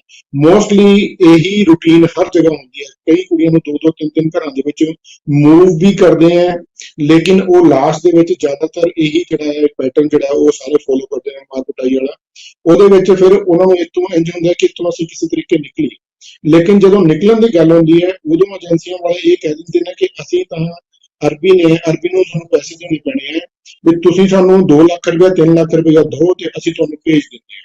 ਬਟ ਤੁਸੀਂ ਇਹ ਸੋਚੋ ਕਿ ਇੱਕ ਜਿਹੜੀ ਕੁੜੀ ਹੈ, ਇੱਕ ਜਿਹੜੀ ਲੇਡੀ ਦਾ ਜਿਹੜਾ ਮੁੰਡਾ ਹੈ, ਉਹ ਜਿਹੜੀ ਕੋਈ ਕੁੜੀ ਇੱਥੋਂ ਪੰਜਾਬ ਤੋਂ ਗਈ ਹੈ 10-15 ਹਜ਼ਾਰ ਰੁਪਏ ਦੀ ਨੌਕਰੀ ਕਰਨ, ਇੱਕ ਤਾਂ ਪਹਿਲਾਂ ਹੀ ਉਹ ਲੱਖ ਰੁਪਇਆ ਇੱਥੋਂ ਲਗਾ ਕੇ ਗਈ ਏਜੰਟ ਨੂੰ ਦੇ ਕੇ, ਤੇ ਉੱਥੇ ਪਹੁੰਚਣ ਤੋਂ ਬਾਅਦ ਅਗਰ ਉਹਨਾਂ ਇੱਥੋਂ ਵਾਪਸ ਆਉਣਾ ਤਾਂ ਫਿਰ 2-3 ਲੱਖ ਰੁਪਇਆ। ਸੋ ਤੁਸੀਂ ਦੇਖੋ ਇੱਕ ਗਰੀਬ ਪਰਿਵਾਰ ਵਾਸਤੇ 2-3 ਲੱਖ ਰੁਪਇਆ ਜਿਹੜਾ ਇਕੱਠਾ ਕਰਨਾ ਬਹੁਤ ਮੁਸ਼ਕਿਲ ਹੈ। ਫਿਰ ਅਸੀਂ ਸਾਰੇ ਵੀਰ ਜੋ ਹੈ, ਜਿਹੜਾ ਤੁਸੀਂ ਪਹਿਲਾਂ ਕੁਐਸਚਨ ਕੀਤਾ ਸੀਗਾ ਕਿ ਪੈਸਾ ਕਿੱਥੋਂ ਆਉਂਦਾ, ਪੈਸਾ ਹੁਣ ਮੇਰਾ ਜਿਹੜਾ ਗਰੁੱਪ ਹੈ ਹਰਨੇਕ ਰੰਧਾਵਾ ਹੈਲਪਲਾਈਨ ਕੈਨੇਡਾ, ਇਹਦੇ ਵਿੱਚ ਅਸੀਂ ਕਰੀਬ 3,500 ਤੋਂ ਉੱਪਰ ਜੋ ਹੈ ਸਾਡੇ ਮੈਂਬਰਸ ਨੇ। ਅਸੀਂ ਉਹ ਮੈਂਬਰਾਂ ਤੋਂ ਸਾਰਾ ਪੈਸਾ ਇਕੱਠਾ ਕਰਦੇ ਹਾਂ। ਸਪੈਸ਼ਲੀ ਜਿਸ ਕੰਟਰੀ ਦੇ ਵਿੱਚ ਜਿਹੜੀ ਧੀ ਭੈਣ ਫਸੀ ਹੁੰਦੀ ਹੈ, ਉਸ ਕੰਟਰੀ ਦੇ ਵਿੱਚ ਜਿਹੜਾ ਸਾਡਾ ਗਰੁੱਪ ਹੁੰਦਾ ਹੈ, ਉਹ ਗਰੁੱਪ ਜੋ ਹੈ ਜ਼ਿਆਦਾਤਰ ਪੈਸੇ ਇਕੱਠੇ ਕਰਦਾ ਹੈ, ਉਹਨਾਂ ਦੀ ਟਿਕਟ ਲੈਂਦਾ ਹੈ, ਔਰ ਉਹਨਾਂ ਨੂੰ ਜੋ ਵੀ ਉਹਦੇ ਮਾਲਕ ਦੀ ਜੋ ਡਿਮਾਂਡ ਹੁੰਦੀ ਹੈ ਉਹ ਕਈ ਵਾਰ ਉਹਨੂੰ ਵੀ ਅਸੀਂ ਪੇ ਕਰਕੇ ਆਪਣੇ ਪੱਲਿਓਂ ਟਿਕਟ ਲੈ ਕੇ ਦਿੱਤੀ ਆਪਣੇ ਨੂੰ ਚੜਾਉਂਦੇ ਹਾਂ। ਜਿੱਦਾਂ ਕਿ ਹੁਣ ਲਾਸਟ ਵੀਕ ਅਸੀਂ 3 ਕੁੜੀਆਂ ਨੂੰ ਉੱਥੋਂ ਬੁਲਾਇਆ। ਬਟ ਇਹ ਹੈ ਇੱਕ ਕਿਸਮ ਦੀ ਫਰੋਤੀ ਹੈ। ਤੁਸੀਂ ਜਾਣਾ ਹੈ, ਤੁਸੀਂ ਪੈਸੇ ਦੇ ਕੇ ਜਾਣਾ ਹੈ, ਕੰਮ ਕਰਨਾ ਹੈ 7-7 10-10 ਮਹੀਨੇ, ਕੋਈ ਤਨਖਾਹ ਨਹੀਂ ਹੈ, ਮਾਰ ਕੁਟਾਈ ਅਲੱਗ ਤੋਂ ਹੈ। ਸਾਡੇ ਕੋਲ ਬੇਸ਼ੁਮਾਰ ਵੀਡੀਓਜ਼ ਪਏ ਨੇ, ਐਸੇ ਵੀਡੀਓ ਪਏ ਨੇ ਜਿਹੜੇ ਚ ਉਹਨਾਂ ਨੇ ਕੁੜੀਆਂ ਨੇ ਆਪਣੇ ਮੂੰਹੋਂ ਦੱਸਿਆ ਕਿ ਸਾਨੂੰ ਸਵੇਰ ਤੋਂ ਸ਼ਾਮ ਤੱਕ ਕੁੱਟਿਆ ਜਾਂਦਾ। ਔਰ ਜਿਹੜਾ ਸਰੀਰਕ ਸ਼ੋਸ਼ਣ ਹੈ ਉਹ ਰੰਧਾਵਾ ਜੀ ਮੈਂ ਜ਼ਰੂਰ ਇੱਕ ਚੀਜ਼ ਪੁੱਛਣਾ, ਕੁਝ ਵੀ ਨਹੀਂ ਹੈਗਾ। ਔਰ ਜਿਹੜੇ ਟਰੈਵਲ ਏਜੰਟਾਂ ਨੇ, ਜਿਹੜੇ ਟਰੈਵਲ ਏਜੰਟਾਂ ਨੇ, ਉਹਦੇ ਵਾਸਤੇ ਕੋਈ ਕਮੀ। ਹਾਂਜੀ, ਸਾਡੇ ਨਾਲ ਇੱਕ ਇਸ ਵੇਲੇ ਪੀੜਤਾ ਵੀ ਜਿਹੜੇ ਨੇ ਉਹ ਜੁੜ ਚੁੱਕੇ ਹੋਏ ਨੇ, ਅਸੀਂ ਉਹਨਾਂ ਦਾ ਵੀ ਸਵਾਗਤ ਜਿਹੜਾ ਕਰਦੇ ਹਾਂ। ਭੈਣ ਜੀ ਸਤਿ ਸ਼੍ਰੀ ਅਕਾਲ ਜੀ। ਸਤਿ ਸ਼੍ਰੀ ਅਕਾਲ ਜੀ। ਹਾਂਜੀ, ਮੈਂ ਜ਼ਰੂਰ ਇਹ ਵੈਸੇ ਬਹੁਤ ਔਖਾ ਹੁੰਦਾ ਹੈ ਜੋ ਕੁਝ ਤੁਹਾਡੇ ਅਤੀਤ ਦੇ ਵਿੱਚ ਤੁਹਾਡੇ ਨਾਲ ਵਤਾਰਾ ਹੁੰਦਾ ਹੈ, ਉਸ ਨੂੰ ਦੁਬਾਰਾ ਦੁਹਰਾਉਣਾ ਜਿਹੜਾ ਉਹ ਬਹੁਤ ਜਿਹੜਾ ਮਾੜਾ ਹੁੰਦਾ ਹੈ। ਪਰ ਮੈਂ ਜ਼ਰੂਰ ਤੁਹਾਨੂੰ ਇੱਕ ਪੁੱਛਣਾ ਚਾਹੁੰਦਾ ਕਿ ਜਿਸ ਤਰੀਕੇ ਤੇ ਸਬਜ਼ ਬਾਗ ਦਿਖਾ ਕੇ ਤੁਹਾਨੂੰ ਲਿਜਾਇਆ ਜਾਂਦਾ ਕਿ ਉੱਥੇ ਤੁਹਾਨੂੰ ਵਧੀਆ ਨੌਕਰੀ ਦਿੱਤੀ ਜਾਊਗੀ, ਸੋਹਣੇ ਕੱਪੜੇ ਮਿਲਣਗੇ, ਪੈਸੇ ਦੀ ਕੋਈ ਵੀ ਜਿਹੜੀ ਕਮੀ ਨਹੀਂ ਆਏਗੀ, ਤੁਹਾਡੀ ਇੱਜ਼ਤ ਮਾਣ ਵਾਲੀ ਨੌਕਰੀ ਹੋਵੇਗੀ, ਉੱਥੇ ਜਾ ਕੇ ਹਾਲਾਤ ਜਿਹੜੇ ਨੇ ਕਿਸ ਤਰੀਕੇ ਨਾਲ ਚੇਂਜ ਹੁੰਦੇ ਨੇ? ਹਾਂਜੀ ਵੀਰ ਜੀ, ਜੇਕਰ ਇਹ ਆਪਾਂ ਨੂੰ ਜੋ ਵੀ ਦੱਸ ਕੇ ਭੇਜਦੇ ਨੇ ਉਹ ਉੱਥੇ ਬਿਲਕੁਲ ਵੀ ਨਹੀਂ ਹੁੰਦਾ। ਮੇਰੇ ਏਜੰਟ ਨੇ ਫਰੀਦਕੋਟ ਤੋਂ ਸੀ ਮੇਰਾ ਏਜੰਟ, ਉਹਨਾਂ ਨੇ ਮੈਨੂੰ ਇਹੀ ਕਿ ਭੇਜਿਆ ਸੀ ਕਿ ਹਾਂ ਤੂੰ ਜੇਕਰ ਤੁਹਾਡਾ ਜੇਕਰ ਦਿਲ ਲੱਗਾ ਠੀਕ ਹੈ, ਜੇਕਰ ਨਾ ਲੱਗੇਗਾ ਤਾਂ ਤੂੰ ਵਾਪਸ ਆ ਸਕਦੀ ਹੈ। ਮੈਂ ਉੱਥੇ 3-4 ਮਹੀਨੇ ਕੰਮ ਕੀਤਾ, ਮਜਬੂਰੀ ਦੇ ਵਿੱਚ ਕੀਤਾ, ਵਾਪਸ ਆਉਣ ਲਈ ਕਿਹਾ ਤੇ ਬਟ ਉਹਨਾਂ ਨੇ ਮੈਨੂੰ ਬਿਲਕੁਲ ਵਾਪਸ ਆਉਣ ਲਈ ਨਹੀਂ ਕਿਹਾ। ਮੈਨੂੰ ਬਹੁਤ ਜ਼ਿਆਦਾ ਟੌਰਚਰ ਕੀਤਾ ਗਿਆ, ਧਮਕੀਆਂ ਦਿੱਤੀਆਂ ਗਈਆਂ ਕਿ ਹਾਂ ਜੇਕਰ ਚਾਹੇਂਗੀ ਤੈਨੂੰ ਅਸੀਂ ਮਾਰਾਂਗੇ, ਕੁੱਟਾਂਗੇ, ਅਰੈਸਟ ਕਰਵਾਵਾਂਗੇ ਵਗੈਰਾ ਵਗੈਰਾ। ਬਹੁਤ ਜ਼ਿਆਦਾ ਟੌਰਚਰ ਕਰਕੇ ਮੈਂ ਬਹੁਤ 2-3 ਮਹੀਨੇ ਮੁਸ਼ਕਿਲ ਨਾਲ ਕੰਮ ਕੀਤਾ। ਜੇਕਰ ਮੈਂ ਵਾਪਸ ਆਉਣ ਲਈ ਕਿਹਾ ਤਾਂ ਮੇਰੀ ਫੈਮਿਲੀ ਤੋਂ 2 ਲੱਖ ਰੁਪਏ ਦੀ ਮੰਗ ਕੀਤੀ ਗਈ। ਨਹੀਂ, ਜਦੋਂ ਤੁਸੀਂ ਆਪਣੇ ਪਰਿਵਾਰ ਦੇ ਵਿੱਚੋਂ ਇਹ ਕਹਿ ਕੇ ਜਾਂਦੇ ਹੋ ਨੌਕਰੀ ਕਰਨ ਕਿ ਮੈਂ ਆਪਣੇ ਪਰਿਵਾਰ ਦੀ ਮਦਦ ਕਰਨੀ ਹੈ, ਮੈਂ ਪੈਸੇ ਕਮਾਉਣੇ ਨੇ, 15-20 ਹਜ਼ਾਰ ਰੁਪਏ ਦੀ ਨੌਕਰੀ ਹੁੰਦੀ ਹੈ, ਪਰ ਜਦੋਂ ਤੁਹਾਨੂੰ ਕਿਹਾ ਜਾਂਦਾ ਕਿ ਜੇ ਤੂੰ ਵਾਪਸ ਜਾਣਾ, ਜੇ ਤੂੰ ਆਪਣੇ ਆਪ ਨੂੰ ਬਚਾਉਣਾ ਤੇ ਤੈਨੂੰ 2 ਲੱਖ ਰੁਪਇਆ ਦੇਣਾ ਪਵੇਗਾ, ਉਸ ਵੇਲੇ ਕਿਸ ਤਰੀਕੇ ਦੀ ਔਖਾਈ ਹੁੰਦੀ ਹੈ, ਕਿਸ ਤਰੀਕੇ ਨਾਲ ਤੁਹਾਡੇ ਉੱਤੇ ਜਿਹੜਾ ਉਹ ਦੁੱਖਾਂ ਦਾ ਪਹਾੜ ਜਿਹੜਾ ਡਿੱਗਦਾ ਹੈ? ਹਾਂਜੀ ਵੀਰ ਜੀ, ਬਹੁਤ ਪ੍ਰੋਬਲਮ ਆਈ, ਬਟ ਇਹਦੇ ਵਿੱਚ ਮੇਰਾ ਬ੍ਰਦਰ ਜਸਵਿੰਦਰ ਸਿੰਘ, ਉਹਨਾਂ ਨੇ ਮੇਰੀ ਬਹੁਤ ਹੈਲਪ ਕੀਤੀ। ਬਹੁਤ ਜ਼ਿਆਦਾ ਮੁਸ਼ਕਲ ਦੇ ਨਾਲ ਫਾਦਰ ਮਦਰ ਨੇ ਪੈਸੇ ਇਕੱਠੇ ਕੀਤੇ, ਏਜੰਟ ਨੂੰ ਵੀ ਅਸੀਂ ਦਿੱਤੇ ਜਾਂ ਉਹ ਪੈਸੇ ਖੁਦ ਆਪ ਖਾ ਲਏ, ਬਟ ਮੇਰੀ ਅੱਗੇ ਜੋ ਏਜੰਟ ਸੀ ਉਹਨੂੰ ਪੈਸੇ ਨਹੀਂ ਭੇਜੇ। ਇਹ ਪੈਸੇ ਖਾਣ ਤੋਂ ਬਾਅਦ ਵੀ 4-5 ਮਹੀਨੇ ਮੈਨੂੰ ਉੱਥੇ ਰੈਗੂਲਰ ਟੌਰਚਰ ਕਰਦੇ ਰਹੇ। ਅਸੀਂ ਮੈਨੂੰ ਇੱਕ ਥਾਂ ਤੋਂ ਮੈਂ ਕੰਮ ਕੀਤਾ, ਆਫਿਸ ਵਿੱਚ ਜ਼ਬਰਦਸਤੀ ਮੈਨੂੰ ਦੂਸਰੇ ਘਰ ਕੰਮ ਕਰਨ ਵਾਸਤੇ ਭੇਜਿਆ ਗਿਆ। ਪੈਸੇ ਇਹਨਾਂ ਨੇ ਖੁਦ ਦੇ ਜੋ ਮੇਰਾ ਏਜੰਟ ਸੀ ਪੰਜਾਬੀ ਜਿਹੜੇ ਫਰੀਦਕੋਟ ਸੀ ਉਹਨਾਂ ਨੇ ਖਾ ਲਏ ਸੀ। ਉਹਨਾਂ ਨੇ ਦੁਬਾਰਾ ਟੌਰਚਰ ਕਰਵਾਇਆ ਕਿ ਇਹਨੂੰ ਅਗਲੀ ਜਗ੍ਹਾ ਵੇਚ ਦਿੱਤਾ ਜਾਵੇ, ਕਿਉਂਕਿ ਉਹ 200 ਰੇਟ ਲੈਂਦੇ ਨੇ 300 ਰਿਆਲ ਲੈਂਦੇ ਨੇ, ਕਮਿਸ਼ਨ ਖਾਂਦੇ ਨੇ ਤੇ ਅੱਗੇ ਦੀ ਅੱਗੇ ਵੇਚ ਜਾਂਦੇ ਨੇ। ਮੈਂ ਇੱਕ ਚੀਜ਼ ਤੁਹਾਡੇ ਕਿੱਥੇ ਪੁੱਛਦਾ ਹਾਂ, ਤੁਸੀਂ ਪੰਜਾਬ ਦਾ ਇਤਿਹਾਸ ਕਿਤੇ ਨਾ ਕਿਤੇ ਪੜ੍ਹਿਆ ਹੋਵੇਗਾ। ਸਾਡੇ ਪੰਜਾਬੀਆਂ ਦੇ ਇਤਿਹਾਸ ਦੇ ਵਿੱਚ ਲਿਖਿਆ ਹੋਇਆ ਕਿ ਅਸੀਂ ਲੋਕਾਂ ਦੀਆਂ ਧੀਆਂ ਭੈਣਾਂ ਜਿਹੜੀਆਂ ਨੇ, ਸਾਡੇ ਸੂਰਮਿਆਂ ਨੇ, ਸਾਡੇ ਪੰਜਾਬੀਆਂ ਨੇ ਆਪਣੀ ਜਾਨ ਦੇ ਉੱਤੇ ਖੇਡ ਕੇ ਜਿਹੜੀਆਂ ਬਚਾਈਆਂ ਨੇ। ਭਾਵੇਂ 12 ਵਜੇ ਨੂੰ ਅਸੀਂ ਮਜ਼ਾਕ ਬਣਾ ਕੇ ਰੱਖ ਦਿੱਤਾ, ਪਰ ਜੇ ਅਸੀਂ ਚੰਗੇ ਤਰੀਕੇ ਨਾਲ ਇਤਿਹਾਸ ਪੜ੍ਹਿਆ ਹੋਵੇ ਤਾਂ ਸਾਨੂੰ 12 ਵਜੇ ਦੇ ਉੱਤੇ ਮਾਣ ਜਿਹੜਾ ਉਹ ਕਰਨਾ ਚਾਹੀਦਾ। ਮੈਂ ਜ਼ਰੂਰ ਪੁੱਛਣਾ ਚਾਹੁੰਦਾ ਕਿ ਜਦੋਂ ਆਪਾਂ ਉਹਨਾਂ ਹਾਲਾਤਾਂ ਦੇ ਵਿੱਚ ਜਾ ਕੇ ਉੱਥੇ ਫਸਦੇ ਹਾਂ, ਜਦੋਂ ਇਹੋ ਜਿਹੇ ਹਾਲਾਤ ਪੈਦਾ ਹੁੰਦੇ ਨੇ, ਲੱਗਦਾ ਨਹੀਂ ਕਿ ਸਾਡੇ 'ਚ ਉਹ ਸ਼ਰਮ ਹਿਆ ਮਰ ਗਈ ਸਾਡੇ ਲੋਕਾਂ ਦੇ ਵਿੱਚ, ਜਿਨ੍ਹਾਂ ਨੇ ਤੁਹਾਨੂੰ ਇਹੋ ਜਿਹੇ ਹਾਲਾਤਾਂ ਦੇ ਵਿੱਚ ਭੇਜਿਆ? ਕਿਉਂਕਿ ਤੁਸੀਂ ਪਹਿਲੇ ਨਹੀਂ ਹੋਵੋਗੇ ਜਿਹਨਾਂ ਨੂੰ ਭੇਜਿਆ ਗਿਆ, ਤੁਹਾਡੇ ਤੋਂ ਪਹਿਲਾਂ ਵੀ ਕਈਆਂ ਨੂੰ ਭੇਜਿਆ ਗਿਆ ਹੋਵੇਗਾ, ਉਹਨਾਂ ਦਾ ਵੀ ਪਹਿਲਾਂ ਸ਼ੋਸ਼ਣ ਹੋਇਆ ਹੋਵੇਗਾ, ਉਹਨਾਂ ਨਾਲ ਵੀ ਮਾਰ ਕੁਟਾਈ ਹੋਵੇਗੀ, ਪਰ ਸਾਰੀਆਂ ਚੀਜ਼ਾਂ ਨੂੰ ਨਜ਼ਰ ਅੰਦਾਜ਼ ਕਰਕੇ ਇੱਕ ਤੋਂ ਬਾਅਦ ਦੂਜੇ ਤੋਂ ਬਾਅਦ ਤੀਜੇ ਪੀਰੀਅਡ ਤੋਂ ਭੇਜਣਾ, ਪਰੇਸ਼ਾਨ ਹੋਣ ਦੇਣਾ, ਤੁਹਾਨੂੰ ਲੱਗਦਾ ਕਿ ਜ਼ਮੀਰਾਂ ਮਰ ਚੁੱਕੀਆਂ ਹੋਈਆਂ ਨੇ? ਕਿਉਂਕਿ ਇਸ ਤਰ੍ਹਾਂ ਹੀ ਮੇਰੇ ਨਾਲ ਹੋਇਆ ਵਾ, ਕਿਉਂਕਿ ਮੇਰੀ ਫੈਮਿਲੀ ਨੇ ਪਿੱਛੋਂ ਬਹੁਤ ਪ੍ਰੈਸ਼ਰ ਪਾਇਆ ਕਰਕੇ ਮੇਰੀ ਮਾਰ ਕੁਟਾਈ, ਮੈਨੂੰ ਟੱਚ ਤੱਕ ਨਹੀਂ ਉਹਨਾਂ ਨੇ ਕੀਤਾ, ਬਟ ਮੈਨੂੰ ਉਹਨਾਂ ਨੇ ਭੁੱਖੇ ਰੱਖਿਆ। ਖਾਣ ਤੋਂ ਕਿਹਾ ਵੀ ਤੁਸੀਂ ਖਾਣਾ ਹੈ ਤਾਂ ਮਾਸ ਚਿਕਨ ਖਾਓ, ਮੱਛੀ ਖਾਓ ਵਗੈਰਾ, ਜੋ ਖਾਂਦੇ ਸੀ ਉਹ ਖਾਓ, ਪੰਜਾਬੀ ਫੂਡ ਨਹੀਂ ਦਿੱਤਾ ਜਾਊ। ਜੇ ਲਾਸਟ ਟਾਈਮ ਆਣ ਕੇ ਉਹਨਾਂ ਨੇ ਇਹ ਪਤਾ ਲੱਗ ਗਿਆ ਸਿੱਖ ਕੁੜੀ ਆ, ਕਿਉਂਕਿ ਉਹਨੇ ਕਹਿ ਕੇ ਨਹੀਂ ਸੀ ਦਿੱਤਾ, ਉਹਨਾਂ ਨੇ ਕਿਹਾ ਸੀ ਇਹ ਕ੍ਰਿਸਚੀਅਨ ਕੁੜੀ ਆ, ਤੇ ਵੀ ਜੇਕਰ ਸਿੱਖ ਨੂੰ ਤੇ ਪੰਜਾਬੀ ਨੂੰ ਤਾਂ ਬਿਲਕੁਲ ਵੀ ਲਾਈਕ ਨਹੀਂ ਕਰਦੇ, ਬਹੁਤ ਜ਼ਿਆਦਾ ਮਾੜਾ ਚੰਗਾ ਬੋਲਦੇ ਨੇ। ਤੇ ਜਦੋਂ ਉਹਨਾਂ ਨੂੰ ਪਤਾ ਲੱਗਾ ਕਿ ਇਹ ਸਿੱਖ ਆ, ਇਸ ਕਰਕੇ ਮਾਸ ਨਹੀਂ ਖਾਂਦੀ, ਇਹ ਕੋਈ ਕਿਸੇ ਵੀ ਤਰ੍ਹਾਂ ਦੀ ਕੋਈ ਵੀ ਚਿਕਨ ਵਾਲੀ ਚੀਜ਼ ਨਹੀਂ ਖਾਂਦੀ, ਤਾਂ ਉਹਨਾਂ ਨੇ ਮੈਨੂੰ ਬਹੁਤ ਜ਼ਿਆਦਾ ਮੈਂ ਓਨਲੀ ਚੌਲ ਖਾਂਦੀ ਸੀ, ਉਹਨਾਂ ਨੇ ਮੈਨੂੰ ਚੌਲ ਵੀ ਦੇਣਾ ਬੰਦ ਕਰ ਦਿੱਤੇ। ਮੈਂ ਪੂਰੇ 3 ਮਹੀਨੇ ਨਿੰਬੂ ਵਾਲਾ ਪਾਣੀ ਪੀ ਕੇ ਗੁਜ਼ਾਰਾ ਕੀਤਾ ਸੀਗਾ। ਜਿਹੜੀ ਚੀਜ਼ ਹੁਣੇ ਤੁਸੀਂ ਇੱਕ ਸ਼ਬਦ ਬੋਲਦੇ ਆ ਕਿ ਪੰਜਾਬੀਆਂ ਨੂੰ ਜਾਂ ਇੰਡੀਅਨਸ ਨੂੰ ਜਿਹੜਾ ਉਹ ਕੁੜੀਆਂ ਨੂੰ ਪਸੰਦ ਨਹੀਂ ਕਰਦੇ, ਇਹਦੇ ਪਿੱਛੇ ਕਾਰਨ ਕੀ ਹੈਗਾ? ਕਿਉਂਕਿ ਉਹਨਾਂ ਦਾ ਆਪਣਾ ਵੀਰ ਜੀ, ਨਾ ਤਾਂ ਉਹਨਾਂ ਨਾਲ ਕਿਸੇ ਵੀ ਤਰ੍ਹਾਂ ਦੀ ਕੋਈ ਮੀਨਸ ਕਿ ਭਾਸ਼ਾ ਰਲਦੀ ਹੈ, ਨਾ ਆਪਣਾ ਕੋਈ ਪਹਿਰਾਵਾ ਰਲਦਾ, ਨਾ ਹੀ ਆਪਣਾ ਉਹਨਾਂ ਦੇ ਨਾਲ ਕੋਈ ਖਾਣ ਪੀਣ ਰਲਦਾ। ਜਦੋਂ ਕੋਈ ਕਿਸੇ ਪੰਜਾਬੀ ਕੁੜੀ ਦੇ, ਪੰਜਾਬੀ ਧੀ ਭੈਣ ਦੇ ਸੂਟ ਪਾਇਆ ਦੇਖਦੇ ਨੇ ਤੇ ਉਹ ਇਸ ਨੂੰ ਬਹੁਤ ਮਾੜਾ ਸਮਝਦੇ ਨੇ। ਉਹ ਕਹਿ ਦਿੰਦੇ ਨੇ ਕਿ ਅਸੀਂ ਤੁਹਾਨੂੰ ਪੰਜਾਬੀ ਸੂਟ ਪਾ ਕੇ ਨਹੀਂ ਬਾਹਰ ਲੈ ਕੇ ਜਾਵਾਂਗੇ, ਤੁਸੀਂ ਜੋ ਅਸੀਂ ਕੱਪੜੇ ਪਹਿਨਦੇ ਆ ਉਹ ਕੱਪੜੇ ਪਹਿਨੋ, ਅਸੀਂ ਏਦਾਂ ਨਹੀਂ ਕਰ ਦੇਵਾਂਗੇ। ਹਾਂ, ਮੈਂ ਇੱਕ ਵਾਰ ਪਹਿਲੇ ਘਰੇ ਕੰਮ ਕੀਤਾ ਤੇ ਮੈਂ ਪਾਠ ਕਰਦੀ ਹੁੰਦੀ ਸੀ, ਸੁਖਮਨੀ ਸਾਹਿਬ ਦਾ ਮੈਂ ਪਾਠ ਕਰ ਰਹੀ ਸੀ ਤੇ ਉਹਨਾਂ ਨੇ ਮੇਰਾ ਗੁਟਕਾ ਸਾਹਿਬ ਤੇ ਥੱਲੇ ਸੁੱਟ ਦਿੱਤਾ। ਹਾਂ, ਅਸੀਂ ਤੈਨੂੰ ਪਾਠ ਕਰਨ, ਇਹ ਖੁਦ ਮੈਂ ਇੰਡੀਆ ਦੇ ਏਜੰਟ ਨੂੰ ਵੀ ਦੱਸਿਆ, ਜੋ ਮੇਰਾ ਫਰੀਦਕੋਟ ਦਾ ਏਜੰਟ ਸੀ, ਕਿ ਮੇਰੇ ਨਾਲ ਕਰਦੇ ਨੇ, ਮੈਂ ਰੈਗੂਲਰ ਪਾਠ ਕਰਦੀ ਹਾਂ ਤੇ ਮੈਂ ਰੈਗੂਲਰ ਹੀ ਪਾਠ ਕਰਾਂਗੀ। ਤੇ ਇਹਨਾਂ ਨੇ, ਮੇਰੇ ਏਜੰਟ ਨੇ ਮੇਰੇ ਨੰਬਰ ਬਲੌਕ ਲਿਸਟ 'ਚ ਪਾ ਦਿੱਤੇ ਕਿ ਸਾਡਾ ਇਹਦੇ ਨਾਲ ਕਿਸੇ ਵੀ ਤਰ੍ਹਾਂ ਦਾ ਕੋਈ ਵੀ ਕੰਟੈਕਟ ਨਾ ਰਹੇ। ਪਰ ਜਦੋਂ ਤੁਸੀਂ ਵਾਪਸ ਆਏ, ਤੁਸੀਂ ਉਸ ਏਜੰਟ ਨੂੰ ਗਿਲੇਬਾਨ ਤੋਂ ਫੜਿਆ?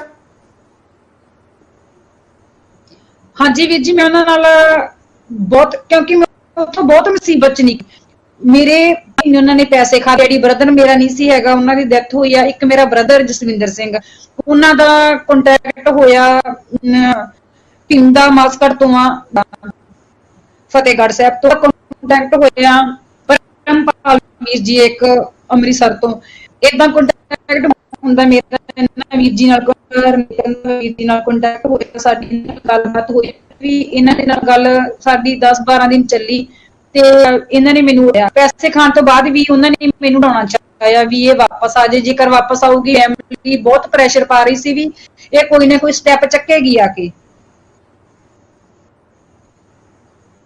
ਮੇਰੇ ਤੁਹਾਨੂੰ ਰੋਕਣ ਦੀ ਪੂਰੀ ਕੋਸ਼ਿਸ਼ ਕੀਤੀ ਜਾਵੇ ਕਿ ਇਹ ਵਾਪਸ ਨਾ ਆ ਸਕੇ। ਹਾਂਜੀ, ਮੈਨੂੰ ਬਹੁਤ ਵਾਰੀ, ਮੈਨੂੰ ਇੱਕ ਜਗ੍ਹਾ ਤੋਂ ਮੇਰੀ ਫੈਮਿਲੀ ਨੇ ਭਰ ਕੇ ਮੈਨੂੰ ਆਫਿਸ ਵਿੱਚ ਲੈ ਆਂਦਾ ਕਿ ਕੁੜੀ ਦੀ ਟਿਕਟ ਕਰਵਾਓ। ਇਹ ਹਾਂਜੀ, ਤੁਹਾਡੀ ਕੁੜੀ ਦੀ ਹੁਣ ਟਿਕਟ ਹੋ ਗਈ ਹੈ, ਤੁਸੀਂ, ਤੁਹਾਡੀ ਕੁੜੀ ਆਫਿਸ ਵਿੱਚ ਆ ਜਾਏਗੀ। ਮੇਰੇ ਬ੍ਰਦਰ ਨੇ ਬਹੁਤ ਜ਼ਿਆਦਾ ਨਾਲ ਪੰਚਾਇਤੀ ਮੈਂਬਰ ਉਹਨਾਂ ਦੇ ਘਰੇ ਗਏ, ਉਹਨਾਂ ਨੇ ਸਾਨੂੰ ਇੱਕ ਵਾਰੀ ਆਫਿਸ ਬੁਲਾ ਲਿਆ, ਉਹ 10 ਦਿਨ ਆਫਿਸ ਦੇ ਵਿੱਚ ਇੱਕ ਕਮਰੇ ਦੇ ਵਿੱਚ ਕਿਡਨੈਪ ਕਰਕੇ ਰੱਖਿਆ, ਕਿਸੇ ਨਾਲ ਮੈਨੂੰ ਮਿਲਣ ਨਹੀਂ ਦਿੱਤਾ ਗਿਆ। ਇੱਕ ਟਾਈਮ ਮੈਨੂੰ ਪੀੜਤਾ ਵੀ ਇਸ ਵੇਲੇ ਜੁੜ ਚੁੱਕੀ ਹੋਈ, ਅਸੀਂ ਦੂਸਰੀ ਪੀੜਤਾ ਜਿਹੜੀ ਲੜਕੀ ਹੈ ਉਹਨੂੰ ਵੀ ਸ਼ੋਅ ਦੇ ਵਿੱਚ ਜਿਹੜਾ ਜ਼ਰੂਰ ਉਹਦਾ ਵੀ ਦੁੱਖ ਦਰਦ ਜਿਹੜਾ ਸੁਣਨ ਦੀ ਕੋਸ਼ਿਸ਼ ਕਰਦੇ। ਅਸੀਂ ਇਸ ਪ੍ਰੋਗਰਾਮ ਨੂੰ ਕੋਈ ਜ਼ਿਆਦਾ ਭਾਵੁਕ ਬਣਾਉਣਾ ਨਹੀਂ ਚਾਹੁੰਦੇ, ਪਰ ਅਸੀਂ ਇਸ ਪ੍ਰੋਗਰਾਮ ਨੂੰ ਇੱਕ ਸ਼ੀਸ਼ੇ ਦੇ ਤੌਰ ਤੇ ਤੁਹਾਡੇ ਸਾਹਮਣੇ ਪ੍ਰੈਜ਼ੈਂਟ ਕਰਨਾ ਚਾਹੁੰਦੇ ਕਿ ਅਗਰ ਤੁਸੀਂ ਸੋਚ ਰਹੇ ਹੋ ਅਗਰ ਤੁਸੀਂ ਪਲੈਨਿੰਗ ਕਰ ਰਹੇ ਹੋ ਕਿ ਤੁਸੀਂ ਅਰਬ ਮੁਲਕਾਂ ਦੇ ਵਿੱਚ ਜਾਂ ਕਿਸੇ ਵੀ ਉਸ ਮੁਲਕ ਦੇ ਵਿੱਚ ਜਾਣਾ ਹੈ ਜਿੱਥੇ ਇਸ ਤਰੀਕੇ ਦੇ ਤੁਹਾਡੇ ਹਾਲਾਤ ਹੋ ਜਾਂਦੇ ਨੇ, ਤਾਂ ਜ਼ਰੂਰ ਤੁਹਾਨੂੰ ਪ੍ਰਪੇਅਰ ਕਰ ਰਹੇ ਹਾਂ ਕਿ ਆਪਣਾ ਮਾਈਂਡ ਸੈਟ ਜਿਹੜਾ ਤਿਆਰ ਕਰਕੇ ਜਾਇਓ। ਜਿਹੜੀਆਂ ਸੋਹਣੀਆਂ ਸੋਹਣੀਆਂ ਕਲਰਫੁਲ ਐਡਾਂ ਹੁੰਦੀਆਂ ਨੇ ਉਹਦੇ ਪਿੱਛੇ ਨਾ ਜਾਇਓ, ਪਹਿਲਾਂ ਚੈੱਕ ਕਰ ਲਿਓ ਕਿ ਉੱਥੇ ਸਹੀ ਮਾਇਨੇ 'ਚ ਉਹ ਜੌਬ ਹੈਗੀ ਹੈ ਜਿਹੜੀ ਜੌਬ ਤੁਹਾਨੂੰ ਦਿੱਤੀ ਜਾ ਰਹੀ ਹੈ। ਸਤਿ ਸ਼੍ਰੀ ਅਕਾਲ ਜੀ, ਮੈਂ ਜ਼ਰੂਰ ਤੁਹਾਡਾ ਧੰਨਵਾਦ ਕਰਦਾ ਤੁਸੀਂ ਸਾਡੇ ਨਾਲ ਜੁੜੇ ਹੋ। ਮੈਂ ਜ਼ਰੂਰ ਇਹ ਪੁੱਛਣਾ ਚਾਹੁੰਦਾ ਕਿ ਤੁਸੀਂ ਕਿਹੜੇ ਸਾਲ ਦੇ ਵਿੱਚ ਜਿਹੜਾ ਹੈ ਅਰਬ ਕੰਟਰੀਆਂ ਦੇ ਵਿੱਚ ਗਏ ਸੀ ਜਿੱਥੇ ਤੁਸੀਂ ਨੌਕਰੀ ਦੀ ਭਾਲ ਦੇ ਵਿੱਚ ਗਏ ਸੀ ਤੇ ਤੁਹਾਡੇ ਨਾਲ ਜਿਹੜੇ ਉੱਥੇ ਬੁਰੇ ਤਰੀਕੇ ਨਾਲ ਵਤੀਰਾ ਹੋਇਆ?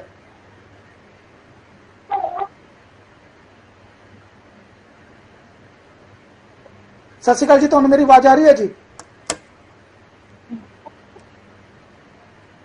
ਹਾਂਜੀ ਹਾਂਜੀ, ਸਤਿ ਸ਼੍ਰੀ ਅਕਾਲ। ਮੈਂ ਜ਼ਰੂਰ ਆਪਣੇ ਸਤਿ ਸ਼੍ਰੀ ਅਕਾਲ ਜੀ, ਸਤਿ ਸ਼੍ਰੀ ਅਕਾਲ ਜੀ। ਤੇ ਮੈਂ ਜ਼ਰੂਰ ਤੁਹਾਨੂੰ ਇੱਥੇ ਪੁੱਛਣਾ ਚਾਹੁੰਦਾ ਕਿ ਕਿਸ ਤਰੀਕੇ ਦੇ ਹਾਲਾਤ ਹੈਗੇ ਨੇ ਉਹ ਅਰਬ ਕੰਟਰੀਆਂ ਦੇ ਵਿੱਚ, ਜਿਹੜੀਆਂ ਸਾਡੀਆਂ ਧੀਆਂ ਭੈਣਾਂ ਉੱਥੇ ਜਾਂਦੀਆਂ ਨੇ ਉਹਨਾਂ ਦੇ ਨਾਲ ਕਿਸ ਤਰੀਕੇ ਦਾ ਵਤੀਰਾ ਉੱਥੇ ਕੀਤਾ ਜਾਂਦਾ ਹੈ?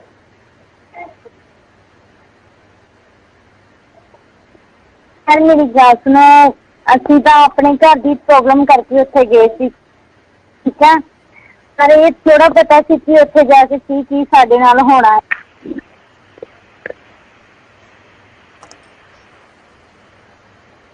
ਮਜਬੂਰੀਆਂ ਜਿਹੜੀਆਂ ਨੇ ਜ਼ਰੂਰ ਮਜਬੂਰੀਆਂ ਹੁੰਦੀਆਂ ਨੇ ਜਿਹਦੇ ਕਰਕੇ ਆਪਣੇ ਮਾਂ ਪਿਓ ਨੂੰ ਛੱਡ ਕੇ ਅਸੀਂ ਜਿਹੜਾ ਵੱਖ-ਵੱਖ ਮੁਲਕਾਂ ਦੇ ਵਿੱਚ ਜਾਂਦੇ ਆ, ਆਪਣਾ ਸਭ ਕੁਝ ਜਿਹੜਾ ਹਸਤਾ ਵਿਅਸਤਾ ਘਰ ਜਿਹੜਾ ਹੁੰਦਾ ਉਹਨੂੰ ਛੱਡ ਕੇ ਜਿਹੜੇ ਲੋਕ ਵਿਦੇਸ਼ਾਂ ਦੇ ਵਿੱਚ ਜਾਂਦੇ ਨੇ, ਮਜਬੂਰੀਆਂ ਹੈਗੀਆਂ ਨੇ, ਪਰ ਉਹਨਾਂ ਮਜਬੂਰੀਆਂ ਦਾ ਫਾਇਦੇ ਉੱਥੇ ਕਿਸ ਤਰੀਕੇ ਨਾਲ ਚੁੱਕੇ ਜਾਂਦੇ ਨੇ?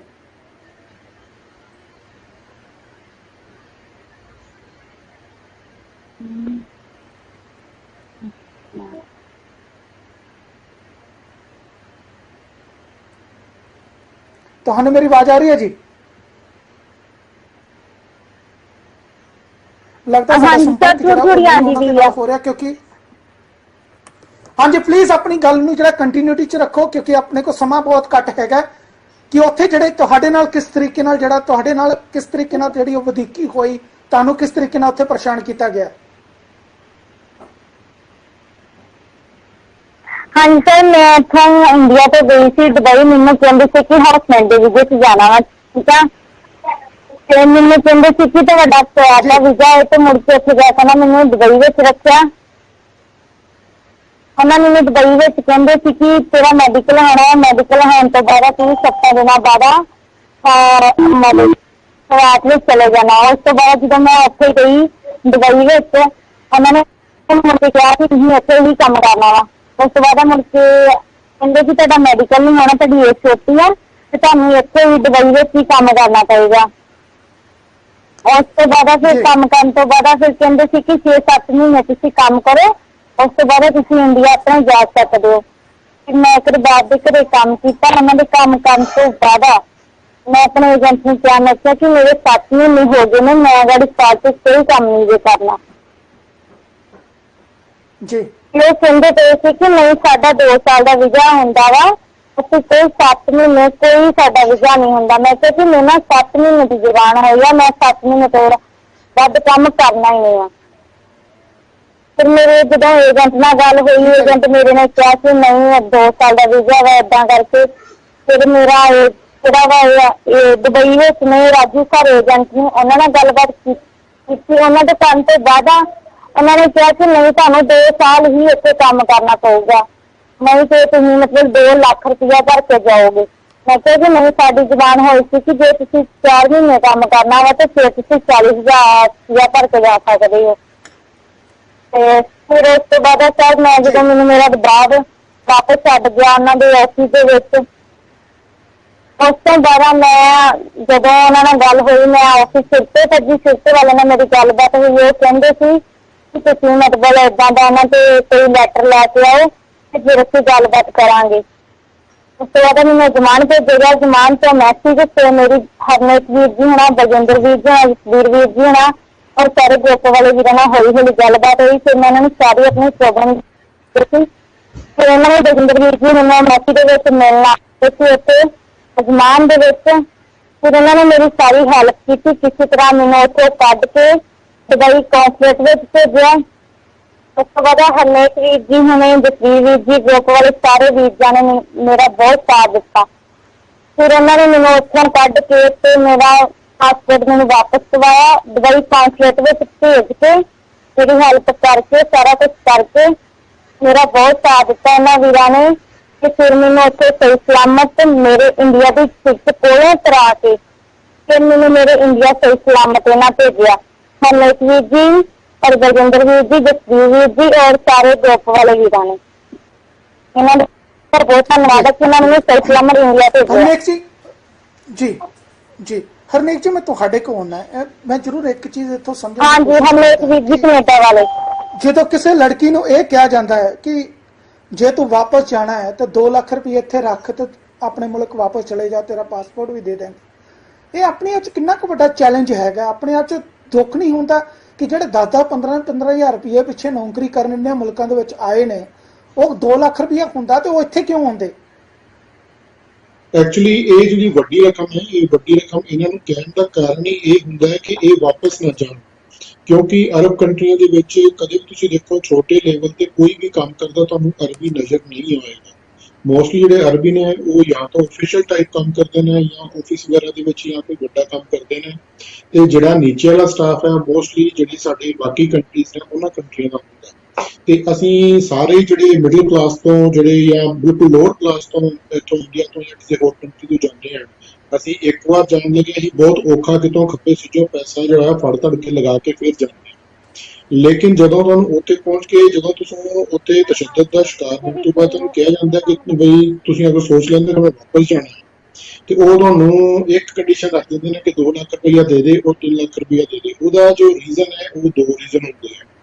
ਇੱਕ ਤਾਂ ਇਹ ਕਿ ਇਹਦੇ ਕੋਲ ਇੰਨਾ ਪੈਸਾ ਨਹੀਂ ਹੋਣਾ, ਉਹਦੀ ਟਿਕ ਜਾਏਗੀ ਇੱਥੇ, ਅਸੀਂ ਜੋ ਮਰਜ਼ੀ ਕਰੀਏ ਇਹਦੇ ਨਾਲ ਕੋਈ ਦਿੱਕਤ ਨਹੀਂ। ਅਸੀਂ ਅਕਸਰ ਵੀਡੀਓਜ਼ ਦੇਖਦੇ ਹਾਂ, ਪਿੱਛੇ ਦੀ ਕੁਝ ਅਰਸਾ ਪਹਿਲਾਂ ਫਿਲੀਪੀਨਸ ਦੀ ਇੱਕ ਕੁੜੀ ਨੂੰ ਸਾਰਾ ਦਿਨ ਤਪਦੀ ਧੁੱਪ ਦੇ ਵਿੱਚ ਜੋ ਹੈ ਖਜੂਰ ਦੇ ਨਾਲ ਬੰਨ੍ਹ ਕੇ ਰੱਖਿਆ ਉਹਦੇ ਮਾਲਕ ਨੇ ਸਾਰਾ ਦਿਨ। ਮਤਲਬ ਇਹੋ ਹਰਨੇਕ ਜੀ, ਇੱਕ ਚੀਜ਼ ਮੈਂ ਤੁਹਾਡੇ ਕਿੱਥੇ ਇੱਕ ਚੀਜ਼ ਹੋਰ ਪੁੱਛਦਾ, ਜਦੋਂ ਤੁਹਾਨੂੰ ਪਤਾ ਕਿ ਇਸ ਤਰੀਕੇ ਦੇ ਹਾਲਾਤ ਹੋ ਰਹੇ ਨੇ, ਇਸ ਤਰੀਕੇ ਨਾਲ ਜਿਹੜਾ ਹੈ ਅਤਿਆਚਾਰ ਕੀਤਾ ਜਾ ਰਿਹਾ, ਇਸ ਤਰੀਕੇ ਨਾਲ ਬੁਰੇ ਹਾਲਾਤਾਂ ਦੇ ਵਿੱਚ ਬੱਚਿਆਂ ਨੂੰ ਉੱਥੇ ਜਾ ਕੇ ਰਹਿਣਾ ਪੈ ਰਿਹਾ, ਕਿ ਕਦੀ ਤੁਸੀਂ ਪੰਜਾਬ ਗਵਰਨਮੈਂਟ ਨੂੰ ਜਿਹੜਾ ਹੈਗਾ ਅਪਰੋਚ ਕਰਨ ਦੀ ਕੋਸ਼ਿਸ਼ ਕੀਤੀ ਹੈ ਕਿ ਆਪਣੇ ਸਿਸਟਮ ਦੇ ਵਿੱਚ ਥੋੜਾ ਜਿਹਾ ਸੁਧਾਰ ਲਿਆਓ, ਬੱਚਿਆਂ ਨੂੰ ਜਾਗਰੂਕ ਕਰਨਾ ਸ਼ੁਰੂ ਕਰੋ? ਜਿਹੜੇ ਆ ਤੁਹਾਡੇ ਜਿਹੜੇ ਸਾਂਢਾਂ ਵਾਂਗੂ ਜਿਹੜੇ ਤੁਹਾਡੇ ਟਰੈਵਲ ਏਜੰਟ ਤੁਰੇ ਫਿਰਦੇ ਨੇ ਕਿ ਜਿੱਥੇ ਦਿਲ ਕਰਦਾ ਜਿੰਨੂੰ ਮਰਜ਼ੀ ਸਾਈਡ ਮਾਰ ਕੇ ਸੁੱਟ ਕੇ, ਕਿਉਂਕਿ ਅਲਟੀਮੇਟਲੀ ਤੇ ਬੱਚਿਆਂ ਦਾ ਫਿਊਚਰ ਹੈ ਬਰਬਾਦ ਕਰ ਰਹੇ ਨੇ, ਕਿ ਇਹਨਾਂ ਦੇ ਉੱਤੇ ਨਕੇਲ ਪਾਉਣ ਦੀ ਕੋਸ਼ਿਸ਼ ਕਰੋ ਤਾਂ ਜੋ ਬੱਚਿਆਂ ਦਾ ਜਾ ਕੇ ਉੱਥੇ ਸ਼ੋਸ਼ਣ ਨਾ ਹੋਵੇ। ਕੀ ਕਦੇ ਤੁਸੀਂ ਉਹਨਾਂ ਨੂੰ ਅਪਰੋਚ ਕੀਤਾ?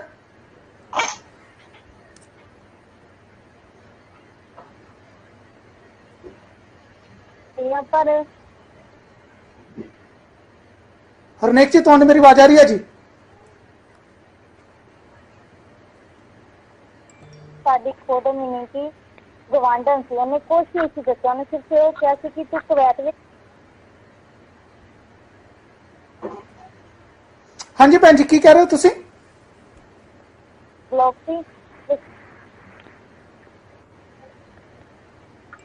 ਹੈਲੋ ਹਾਂਜੀ ਹਾਂਜੀ, ਮੈਂ ਸੁਣ ਰਿਹਾ ਜੀ, ਆਪਣੀ ਗੱਲ ਨੂੰ ਕਰੋ ਜੀ। हाँ जी, इस करके मैंने अपने छोटे भरा करके कदम चुकना पिया, क्योंकि मेरे पापा भी थोड़े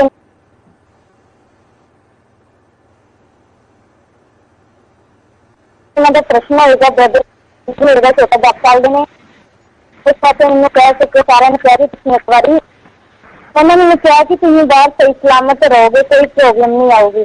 पर मेरी वो भी एजेंट जिन्हें मैंने खड़िया से वो भी धोखेधाड़ियां से सवात विचों आई, उन्होंने भी 2 लाख रुपया लगा। अजे तो मैं बहुत शुक्र करती हूँ दिलों गुजारा फिर हरनेक होना दा कि उन्होंने मेरा 1 रुपया नहीं सही सलामत मैंने इंडिया पहुंचाता। मैं बहुत धन्यवाद करती हूँ उन्होंने वीरां दा। ਬਿਲਕੁਲ ਆਪਾਂ ਕਹਿ ਸਕਦੇ ਹਾਂ ਕਿ ਇੱਥੇ ਜਿਸ ਤਰ੍ਹਾਂ ਰੰਧਾਵਾ ਹੈਲਪਲਾਈਨ ਨੇ ਬਹੁਤ ਸਾਰੇ ਲੋਕਾਂ ਨੂੰ ਜਿਹੜਾ ਬਹੁਤ ਸਾਰੀਆਂ ਬੱਚੀਆਂ ਨੂੰ ਜਿਹੜਾ ਸਹੀ ਸਲਾਮਤ ਮੁਲਕ ਦੇ ਵਿੱਚ ਵਾਪਸ ਪਹੁੰਚਾਇਆ, ਉਹਨਾਂ ਦਾ ਧੰਨਵਾਦ। ਲੇਕਿਨ ਬਹੁਤ ਸਾਰੇ ਇਹੋ ਜਿਹੇ ਵੀ ਹੋਣਗੇ ਜਿਨ੍ਹਾਂ ਦੀ ਅਜੇ ਤੱਕ ਆਵਾਜ਼ ਨਹੀਂ ਸੁਣੀ ਗਈ, ਅਤੇ ਬਹੁਤ ਸਾਰੇ ਇਹੋ ਜਿਹੇ ਵੀ ਹੋਣਗੇ ਜਿਹੜੇ ਇਹਨਾਂ ਹਾਲਾਤਾਂ ਦੇ ਵਿੱਚ ਆਪਣੇ ਆਪ ਨੂੰ ਜਾਣ ਦੇ ਵਿੱਚ ਤਿਆਰੀ ਕਰ ਰਹੇ ਹੋਣਗੇ ਕਿ ਅਸੀਂ ਉੱਥੇ ਜਾ ਕੇ ਕਾਰੋਬਾਰ ਜਿਹੜੇ ਨੇ ਉਹ ਸ਼ੁਰੂ ਕਰਨੇ ਨੇ, ਨੌਕਰੀਆਂ ਕਰਨੀਆਂ ਨੇ, ਸਾਡੇ ਵਾਸਤੇ ਉੱਥੇ ਬਿਹਤਰ ਭਵਿੱਖ ਹੈਗਾ। ਬਹੁਤ ਸਾਰੇ ਟਰੈਵਲ ਏਜੰਟ ਜੇ ਇਸ ਪ੍ਰੋਗਰਾਮ ਨੂੰ ਸੁਣ ਰਹੇ ਹੋਣਗੇ ਤਾਂ ਉਹ ਵੀ ਇਸ ਲਾਈਨ ਦੇ ਵਿੱਚ ਹੋਣਗੇ ਕਿ 5-7 ਮੁਰਗੇ ਜਿਹੜੇ ਨੇ ਉਹ ਆ ਰਹੇ ਨੇ, ਅਸੀਂ ਉਹਨਾਂ ਨੂੰ ਜਿਹੜਾ ਵੱਢ ਕੇ ਜਿਹੜਾ ਇਸੇ ਰਸਤੇ ਜਿਹੜਾ ਉਹ ਤੋਰਨਾ ਹੈਗਾ।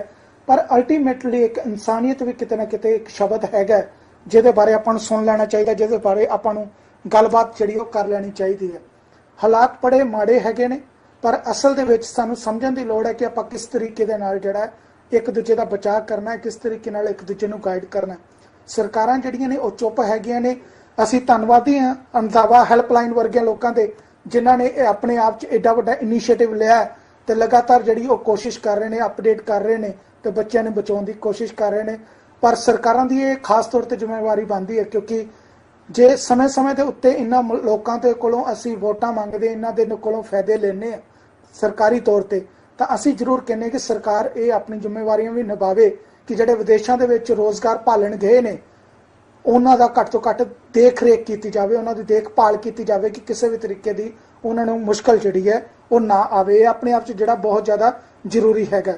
ਪ੍ਰੋਗਰਾਮ ਇੱਥੇ ਸਮਾਪਤ ਕਰਦੇ ਹਾਂ। ਹਰਨੇਕ ਸਿੰਘ ਰੰਧਾਵਾ ਜੀ, ਤੁਹਾਡਾ ਬਹੁਤ ਬਹੁਤ ਧੰਨਵਾਦ, ਤੁਸੀਂ ਆਪਣਾ ਕੀਮਤੀ ਸਮਾਂ ਦਿੱਤਾ ਹੈ।